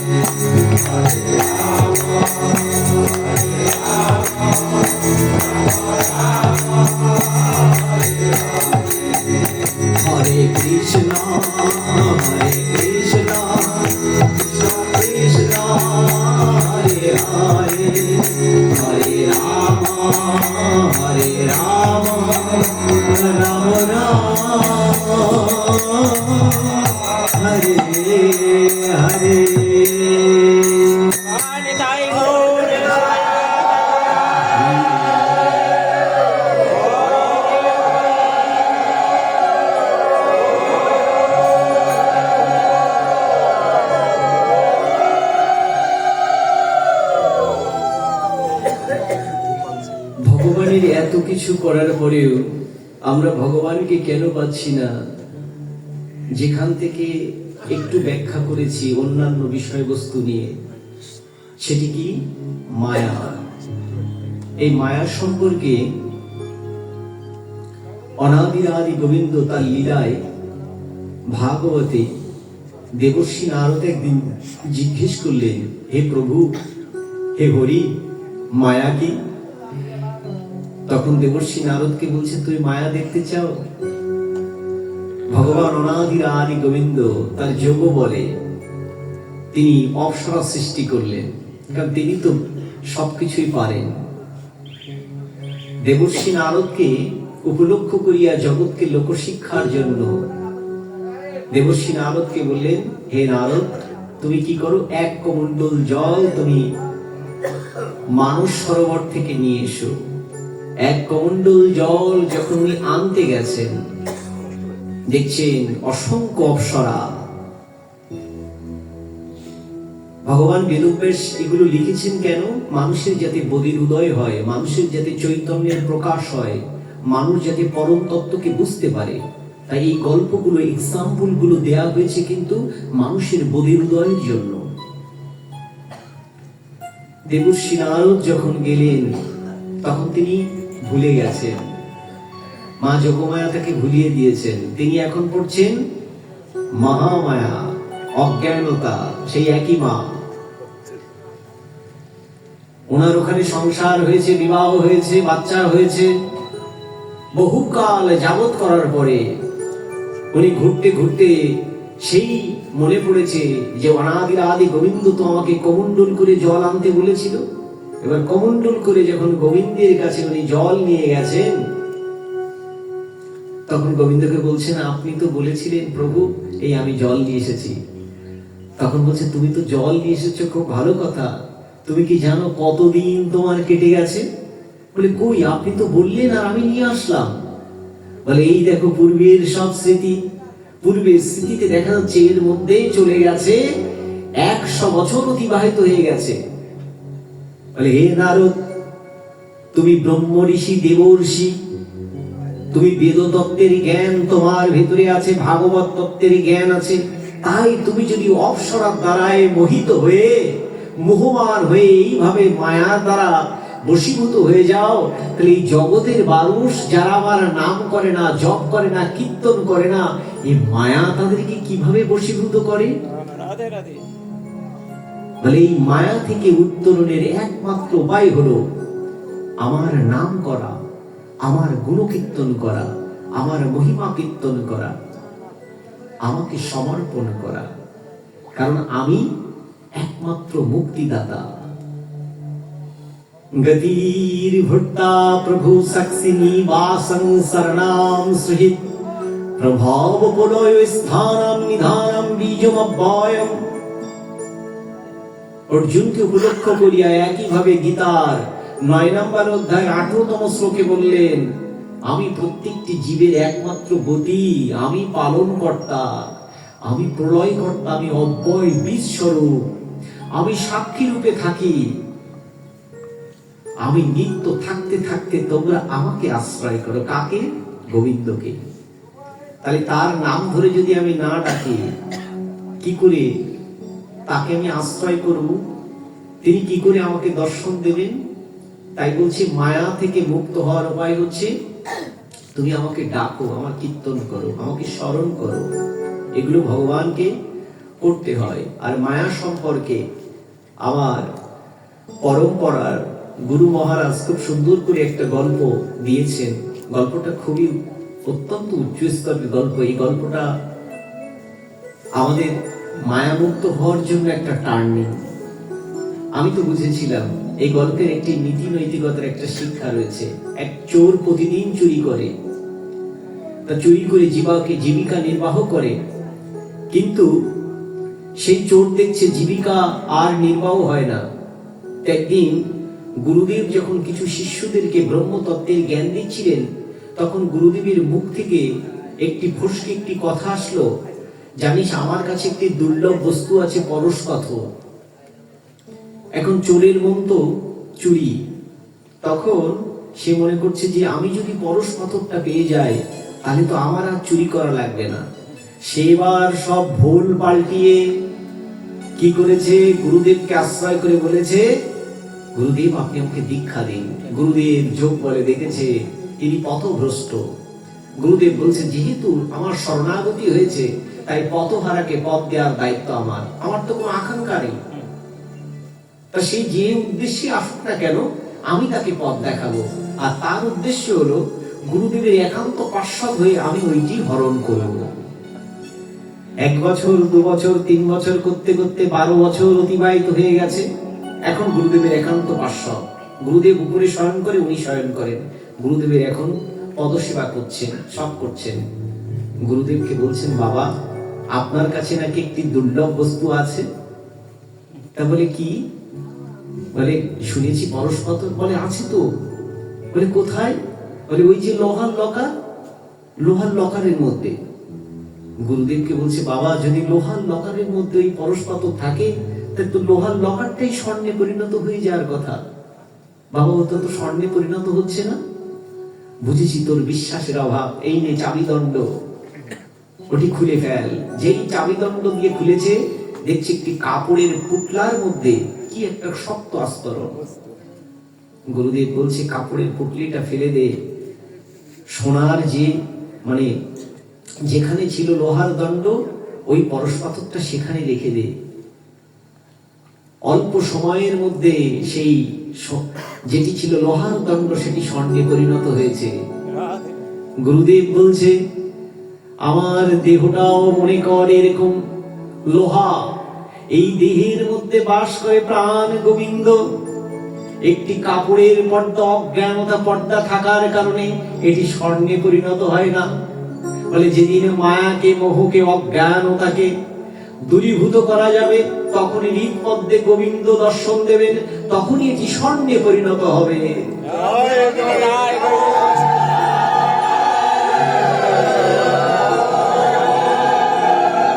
আমাদের প্রত্যেকটি জীবের মধ্যে সেই অবিনাশী তত্ত্ব তিনিই আছেন, তিনিই আছেন।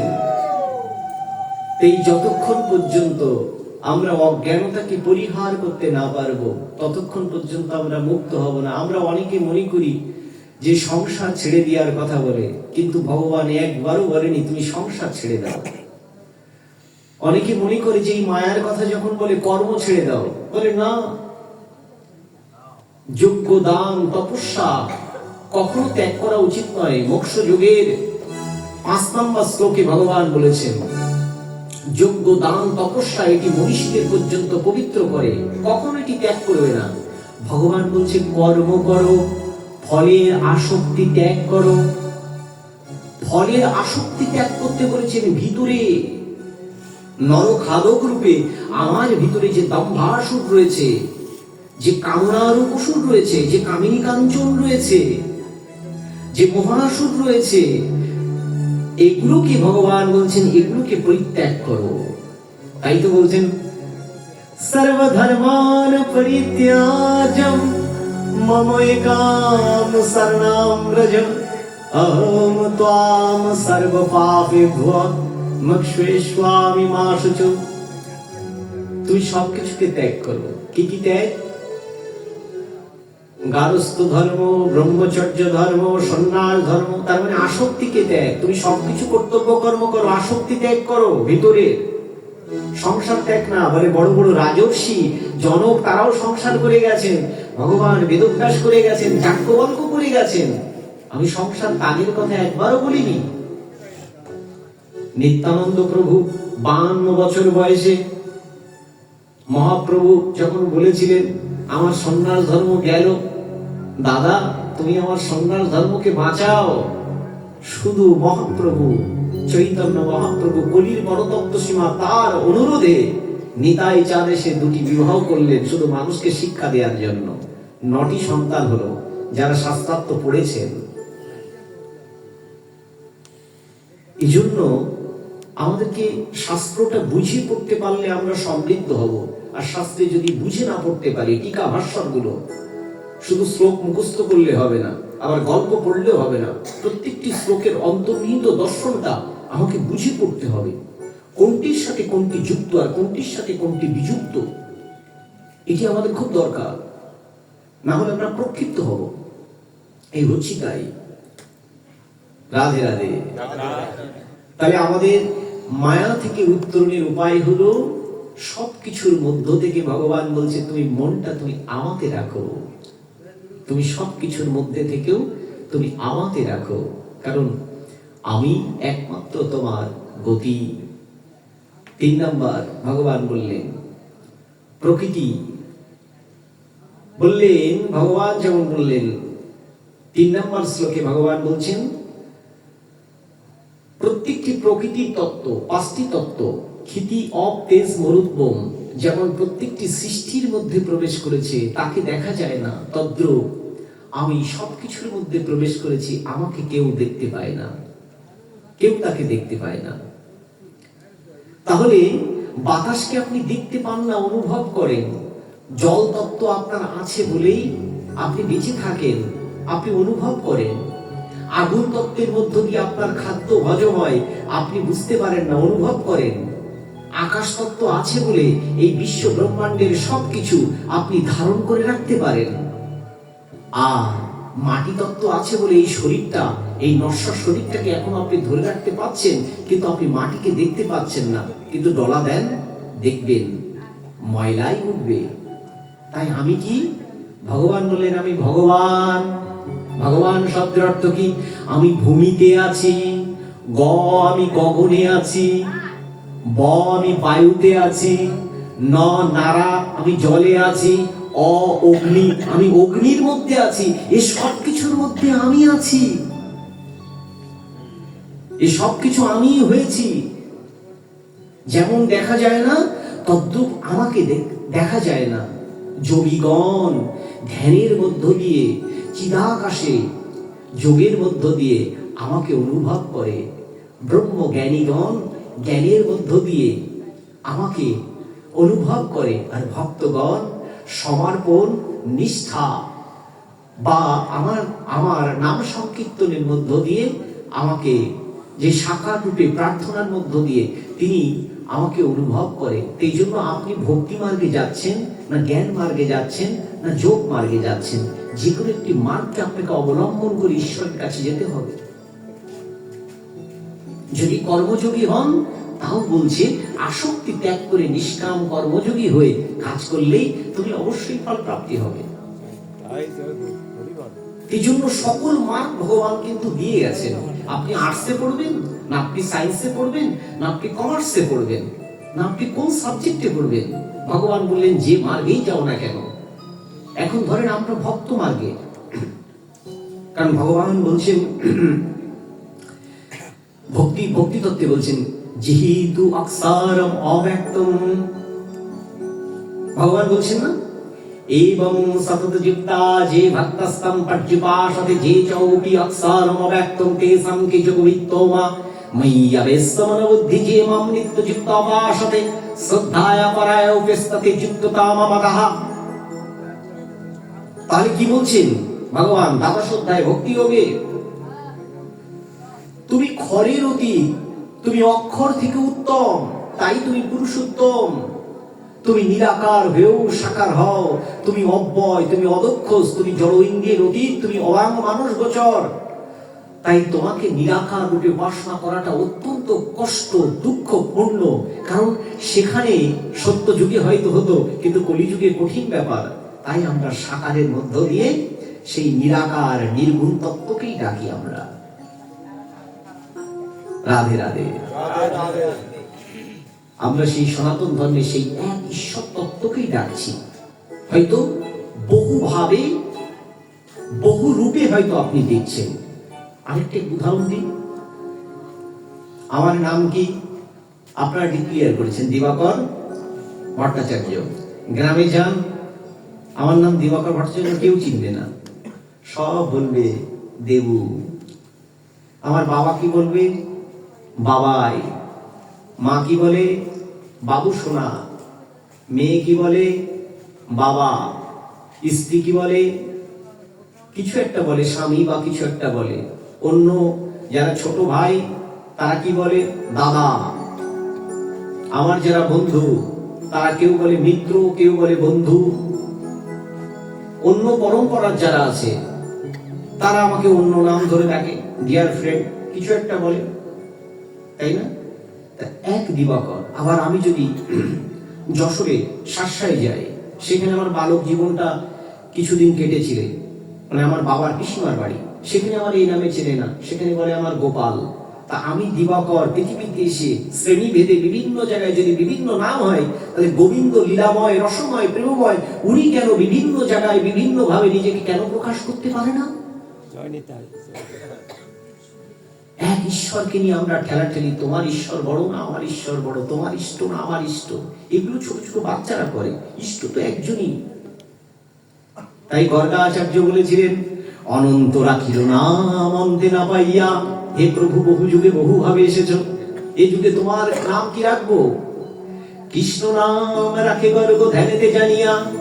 অর্জুনকে উপলক্ষ করিয়া আবার বললেন, জ্ঞান যোগের ৪র্থ অধ্যায় শ্লোক নাম্বার ১-২, ইমম বিভস্সাতে ইয়াগম প্রত্যবারাহম অব্যয়ম বিভস্সারমান বিপ্রাহুমনু ইক্সাকাবে অব্রবীতঃ এবং পরম্পর প্রাপ্তমিমম রজর্ষয় বিদুহ সাকারেণ ইহমাহতা ইয়গ নষ্ট পরন্তাপ। হে অর্জুন, আমি যখন এই ব্রহ্মতত্ত্বের জ্ঞান দিয়েছিলাম সূর্য নারায়ণকে, প্রথম দিয়েছিলাম, তুমি আমার চেয়ে বড় না, তুমি আমার মিত্র। আমি দিয়েছিলাম এখান থেকে আনুমানিক 12 কোটি বছর আগে। সূর্য যখন মনুকে দিলেন তখন 12 লক্ষ বছর আগে। মনু যখন দিলেন ইক্ষ্বাকুকে তার চেয়ে বেশি। তোমাকে আবার পুনরায় সব ভুলে গেছে পরম্পরায়, মানুষ আর মনে নেই, তাই তোমাকে উপলক্ষ করিয়া তোমার মুখে আমি আহুতি দিলাম। অর্জুন, উপলক্ষ মাত্র, তোমার মুখে ব্রহ্মতত্ত্বের জ্ঞানকে আমি আহুতি দিলাম যাতে জগতের মানুষ নিতে পারে।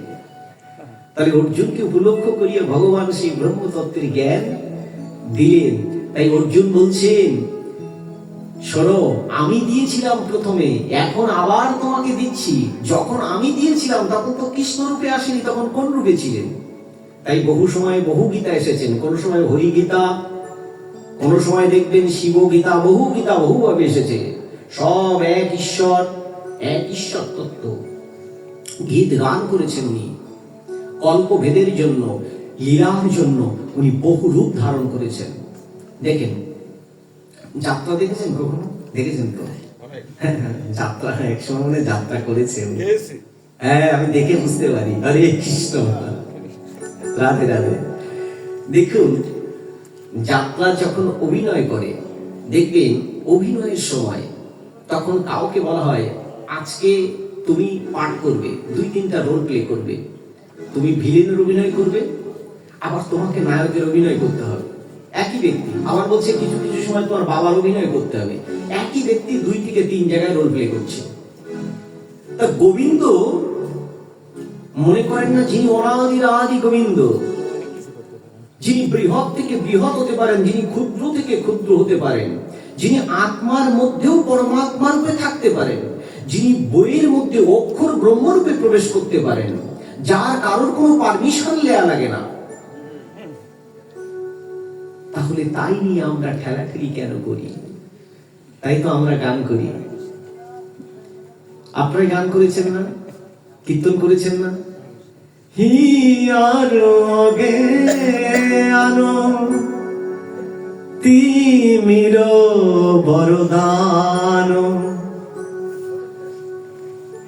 আমার অজ্ঞানাধার নাশ করে দাও। আমরা তো কীর্তন করি, হিয়ারও আগে আনো তিমিরারও বরদান। তাহলে বারবার করছি কীর্তন, কিন্তু আমার ভিতরে সে তন্ময়তা আসছে না। এবং গুরু বন্দনার ক্ষেত্রে প্রথমে কিন্তু গুরু বন্দনা করতে হয়, হে গুরুদেব তুমি আমার সেই জ্ঞানচক্ষু খুলে দাও। গুরুদেব খুলে দেবেন, আপনার চেষ্টা করবেন যে কখনো ঈশ্বর নিয়ে এটি করবেন না, কারণ ঈশ্বর হচ্ছে সনাতন ধর্মের এক। তখন কি জানেন, পৃথিবীর অন্যান্য পরম্পরার মানুষগুলোকে হাসতে থাকে আর কিছু না। কখনো এটি করা উচিত নয়। সনাতন ধর্মে কোনো দ্বিতীয় ঈশ্বর নেই। সনাতন ধর্মের ঈশ্বর একজন। যখনই ভাববেন 2জন ঈশ্বর, তখনই ভুল হয়ে যাবে, তখনই মহা অপরাধ হয়ে যাবে। সনাতন ধর্মের ঈশ্বর হচ্ছে একজন। বেদে উনার নাম কি? বেদে উনার নাম হচ্ছে ওঙ্কার, প্রণব। দেখবেন বেদের মন্ত্র হচ্ছে ওঙ্কার। তাই প্রত্যেকটি জায়গায় আমরা সেই যাহা কিছু বলি না কেন, প্রণবকে আশ্রয় করেই সবকিছু বলি। গীতায় উনার নাম কি? গীতায় উনার নাম হচ্ছে বাসুদেব, শ্রীকৃষ্ণ বা পরমাত্মা বলে ডিক্লিয়ার করেছে। আবার যদি আপনার ভাগবত পুরাণে যান, ভাগবত পুরাণে কিন্তু কৃষ্ণের নাম যতটা নিয়েছে তার চেয়ে বেশি বলেছে নারায়ণ। ভাগবতটা হচ্ছে সাক্ষাৎ আদি নারায়ণ তত্ত্ব। তাহলে আপনি দেখেন এক একটি জায়গায়। আবার যদি হরি গীতায় যান, সেখানে নারায়ণ নারায়ণী কিছু পাবেন না, সেখানে শুধু পাবেন হরি। হরিবংশ পুরাণে যান, সেখানে সবই হচ্ছে হরি কথা।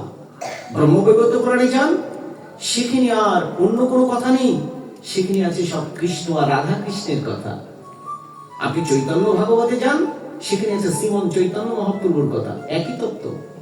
আমি আপনি তো বুঝতে পারিনি, কারণ আপনার আমার তো মনুষ্য জ্ঞান। আমি জড় জ্ঞান দিয়ে বোঝার চেষ্টা করছি সেই পরম ব্রহ্মের, আর উনি হাসছেন। আহা, কিছুই বুঝতে পারছে না। রাধে রাধে, রাধে রাধে। রাগ করছেন? রেগেছেন তো হেরেছেন।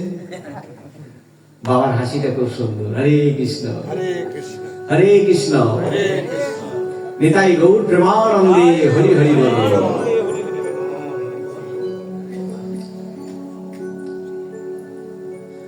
এখনো 2 দিন আমরা সময় পাবো, আমরা চেষ্টা করব 2 দিনে। আমি ক্ষুদ্র মানুষ, খুব বেশি জানি না, যতটুকু জানি চেষ্টা করব আপনাদেরকে আস্তে আস্তে যাতে কিছু ব্রহ্মতত্ত্বের জ্ঞান দেওয়া যায়, তাই না? কারণ এই জ্ঞান হচ্ছে অত্যন্ত পবিত্র, যে পবিত্র জ্ঞানের মধ্য দিয়ে আমরা মুক্ত হতে পারি। আর যখন আপনার ভিতরে সেই জ্ঞানের পরাকাষ্ঠা ভাব আপনার তৈরি হবে, তখন আপনার চৈতন্য স্বরূপ চিদাকাশে সেই পরম তত্ত্ব উদ্ভাসিত হবে। তিনি আপনার মলিনতা অজ্ঞানতাকে দূরীভূত করবেন। তার জন্যই ভগবান বলছেন, নাহি জ্ঞানেন সদৃশং পবিত্রমিহ বিদ্যতে তার্যগম সংসিদ্ধিকালেন আত্মানি বিন্দতি। জ্ঞানের চেয়ে পবিত্র আর কিছু নেই। তুমি জ্ঞানকৃত অজ্ঞানতাকে ভস্মীভূত করো, এটি একটি পরিপক্ক ফল, যাহা তোমাকে মুক্তি দান করবে। বারবার বলছে, কিন্তু আমরা জ্ঞানের বার্তা নিতে চাই না। কলিজি অসুস্থ হয়ে যায়।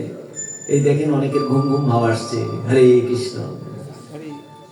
এই জন্য মহাপ্রভু যখন রায় রামানন্দ গৃহে ভাগবত কথা বলেছিলেন, রায় রামানন্দ গৃহে, শেষ করে দেবো, দেখতে হবে না, আমি বুঝতে পেরেছি, হরে কৃষ্ণ, প্রায় শেষের দিকে।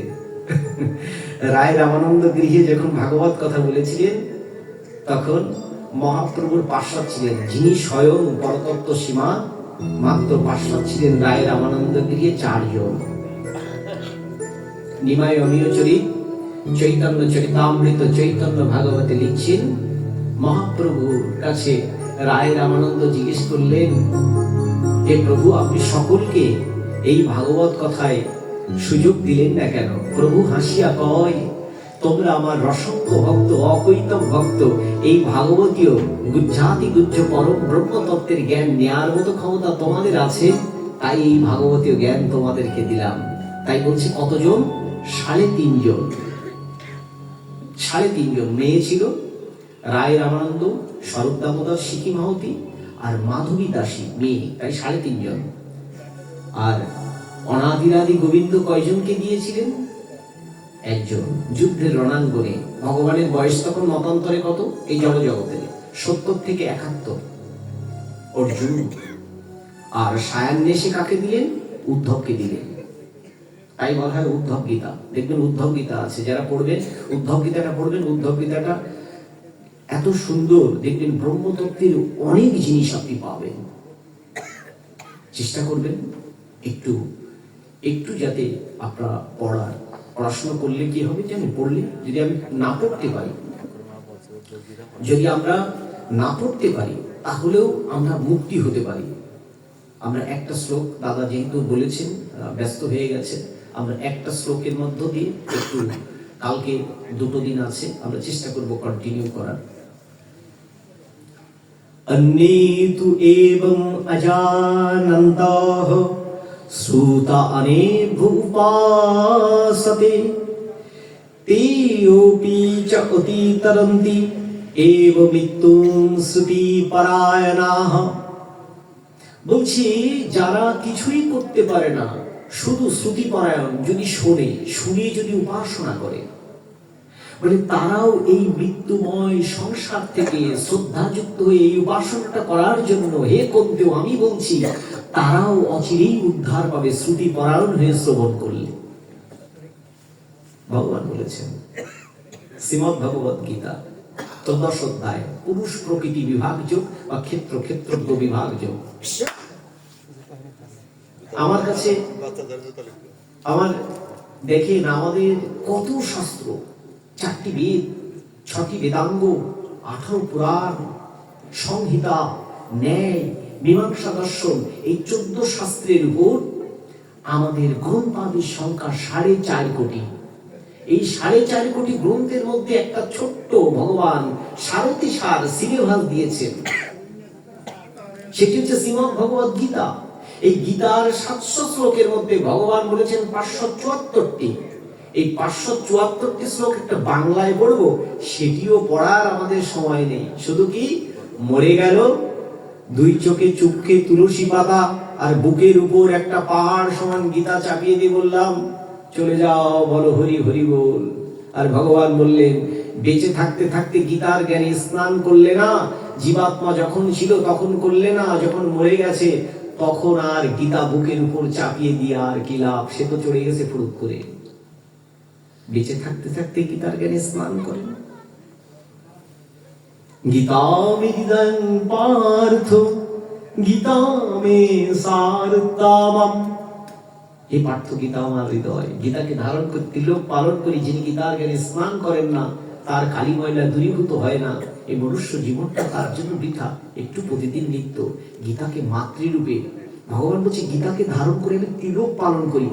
ভগবান গীতাকে কোথায় স্থান দিয়েছেন জানেন? ব্রহ্মস্বরূপা অর্ধমাত্রা হরা নিত্য মণিবাচ্য পরান্বিকা গীতা নমানি বক্ষ্যামি গুজ্জানি শ্রীনুপণ্ডো তিত্তনিয়াত সর্ব পাপাগ্নি বিগায় ইয়ান্তি তৎক্ষণাৎ।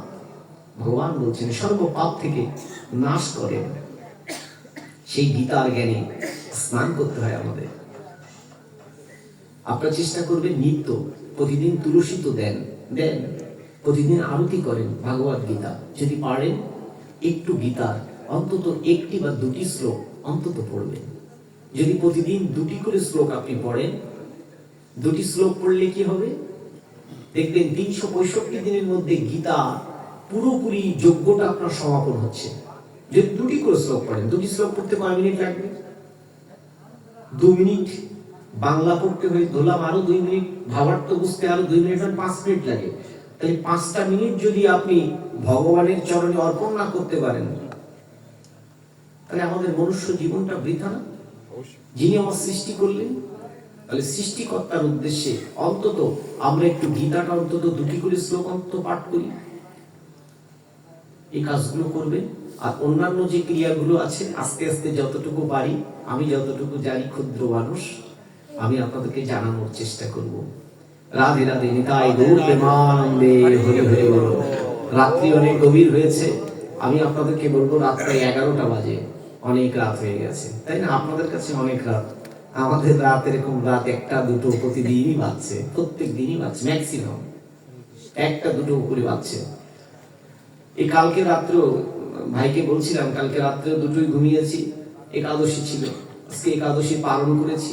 সকালে ঘুম থেকে উঠেছি 6টায় উঠেই আগে সন্ধ্যা প্রদীপ টদীপ করে স্নান করে তারপর সবকিছু করে পালন করে, ঠিক অল্প একটু পালন না করলে নয়, এসেছি। তারপর এখানে এসে সারা দিন কিন্তু কালকে ওইভাবে গেছে, আজকে এখানে এসে এই চলছে। দেখেন আমার ভিতরে এনার্জি আছে, কিন্তু আপনারা মনে হচ্ছে না, হেলে সাপের মতো আর উঠতে পারছেন না। না, এনার্জি লস হবে না, কষ্ট হবে, স্বাভাবিক বিষয়। আপনারা চেষ্টা করবেন একটু এই পথে আসার। আর এই পথে আসার জন্য আপনাদেরকে আমি বলবো, আপনারা এখন থেকে দেখি কালকের এই বিষয়টা একটু আলোকপাত করা যায় কিনা, আপনাদের সাথে কনভারসেশন করে আপনারা চেষ্টা করেন অন্তত 2টি যোগাসন করার এখন থেকে। যদি আপনি দীর্ঘায়ু হতে চান, যদি শরীরটাকে নিরোগমুক্ত থাকতে চান, যদি আপনি ব্রহ্ম চেতনায় যেতে চান, যদি গোবিন্দের সাথে কানেক্টিভিটি হতে চান, অন্তত 2টি এক্সারসাইজ আপনি এখন থেকে করবেন, বসে, কোথাও দৌড়ানোর দরকার নেই। 1, প্রাণায়াম। বোঝার জন্য যোগা রামদেব স্বামী ইউটিউবে সার্চ দিয়ে বলবেন প্রাণায়াম, যিনি সমগ্র বিশ্বের মধ্যে, তার মধ্যে স্কলার আর কেউ আছে বলে আমার মনে হয় না। একটা হচ্ছে প্রাণায়াম, আর 2 কপালভাতি। যদি এই 2টি ব্যায়াম করতে পারেন, তখন আপনি ভ্রামরীতে যেতে পারেন, অনুলোম বিলোমে যেতে পারেন, তখন আপনি সূর্য নমস্কারে যেতে পারেন, হনুমান দাণ্ডে যেতে পারেন। আপাতত 2টো করেন, একদিন সব চাপালে পারবেন না, 2টো প্র্যাকটিস দেখি। আগামীকাল যদি আপনার অনুমতি দেন, 2টো প্র্যাকটিস আপনাদেরকে করাবো একসাথে। একটু আমরা মেডিটেশনে যাওয়ার চেষ্টা করবো, 15-20 মিনিট একসাথে মেডিটেশন করবো, যদি আপনার অনুমতি দেন। রাধে রাধে, নিতাই গৌর প্রেমানন্দে, হরি হরি বলো। ওম সর্বে সম্মঙ্গলাম ভূয়াৎ, সর্বে সন্তু নিরাময়া, সর্বে ভদ্রাণি পশ্যন্তু, মা কশ্চিৎ দুঃখভাগ ভবেৎ। असुतो मा सद्गामय, तमोसो मा ज्योतिर्गमय, मृत्युर्मामृतमय। गीता नमानि वक्ष्यामि गुज्जानि श्रीनु पण्डो वा, कित्तोन्यात् सर्वपापाग्निबीलान्यन्ति तत्क्षणात्। ॐ गंगा गीता सवित्री सीता, सत्तापति व्रता ब्रह्मावली ब्रह्मविद्या, त्रिसन्ध्यामुक्तिगेहिनी, अर्धमात्रा चिदानन्दा भवग्निभ्रान्तिनाशिनी, वेदोत्रोही परनन्दा तट्टार्थ जनमञ्जरी। इत्येतानि जपे नित्यं नरनिश्चरमानसा, ज्ञानो सिद्धिं लभे नित्यं, तथान्ते परमां पदम्। ॐ पापहं पापकर्माहं, पापात्मा पापो संभव, त्राहि मं पुण्डरीकाक्षं, सर्वपापो हरो हरि। आगत भक्तबिंदेर मंगल कामनाय, अनागत भक्तबिंदेर मंगल कामनाय, जाति धर्म वर्ण निर्विशेषे समग्र विश्ववासीर कल्याण कामनाय, निताई गौर प्रीति प्रेमानंदे, हरि हरि बोल। আমরা কালকে আপনাদেরকে একটা দায়িত্ব দিয়ে দিই, আপনারা অনেক কষ্ট করে এই যে কীর্তনের যে পরিমাণ অর্থ দিয়ে আপনারা কীর্তনের দাদাদের নিয়ে আসেন, একজন ভাগবত পাঠকরে আপনারা টাকা দিয়ে নিয়ে আসেন, অপারেটরকে নিয়ে আসেন, সবাই তো মার্জনা করেন, কেউ তো আর ফাও ফাও আসে না, কিছু না কিছু দেন তো। এর উদ্দেশ্য কি? ঈশ্বরের করুণা প্রাপ্তি, হয় সুরের মাধ্যমে, কীর্তনের মাধ্যমে, ভাগবত প্রেমের মাধ্যমে, কথার মাধ্যমে, যে কোনো ভাবে আমার মনের মধ্যে যেন একটু বিগলিত ভাব তৈরি হয়, আমি যেন তার সাথে যুক্ত হতে পারি। কিন্তু অর্থ দিলেন, মেধা দিলেন, শ্রম দিলেন, পারমার্থিক চেতনায় যেতে পারলেন না, তার কৃপা পেলাম না, তাহলে এগুলো কিন্তু কোনো লাভ হবে না। এই লক্ষ টাকা আপনারা কত কষ্ট করে, আমি দেখছি প্যান্ডেল করেছেন মামা সহ, এখানে আপনারা যারা আছেন কমিটির, এই যে দাদারা যারা আছেন, আপনারা গতবারও তো দেখেছিলেন, নিরলস আপনারা সবাই কাজ করছেন, সবাই ইয়াং দিয়ে শুরু করে সবাই, আমি কৃতজ্ঞ। কিন্তু এটি বিফলে যেতে দেবেন না। যারা আসেনি কালকে বলবেন যে বাবা, কালকে আমরা 8টা, 8:30টার মধ্যে আমরা যারা এসেছি সাথে করে আরো 2জনকে ধরে নিয়ে আসবেন, কাউকে না, আপনার বাচ্চা, আপনার সহধর্মী, তাহলে হয়ে যাবে 3জন। তাহলে কোরআনটা ফিল আপ হবে। শেষের দিন আমরা চেষ্টা করব প্রতিবেশী আর 2জনকে আনা, তাহলে হয়ে যাবে পঞ্চমহাভূত, একটা সুন্দর একটা পরিবেশ হবে। রাধে রাধে। সকলে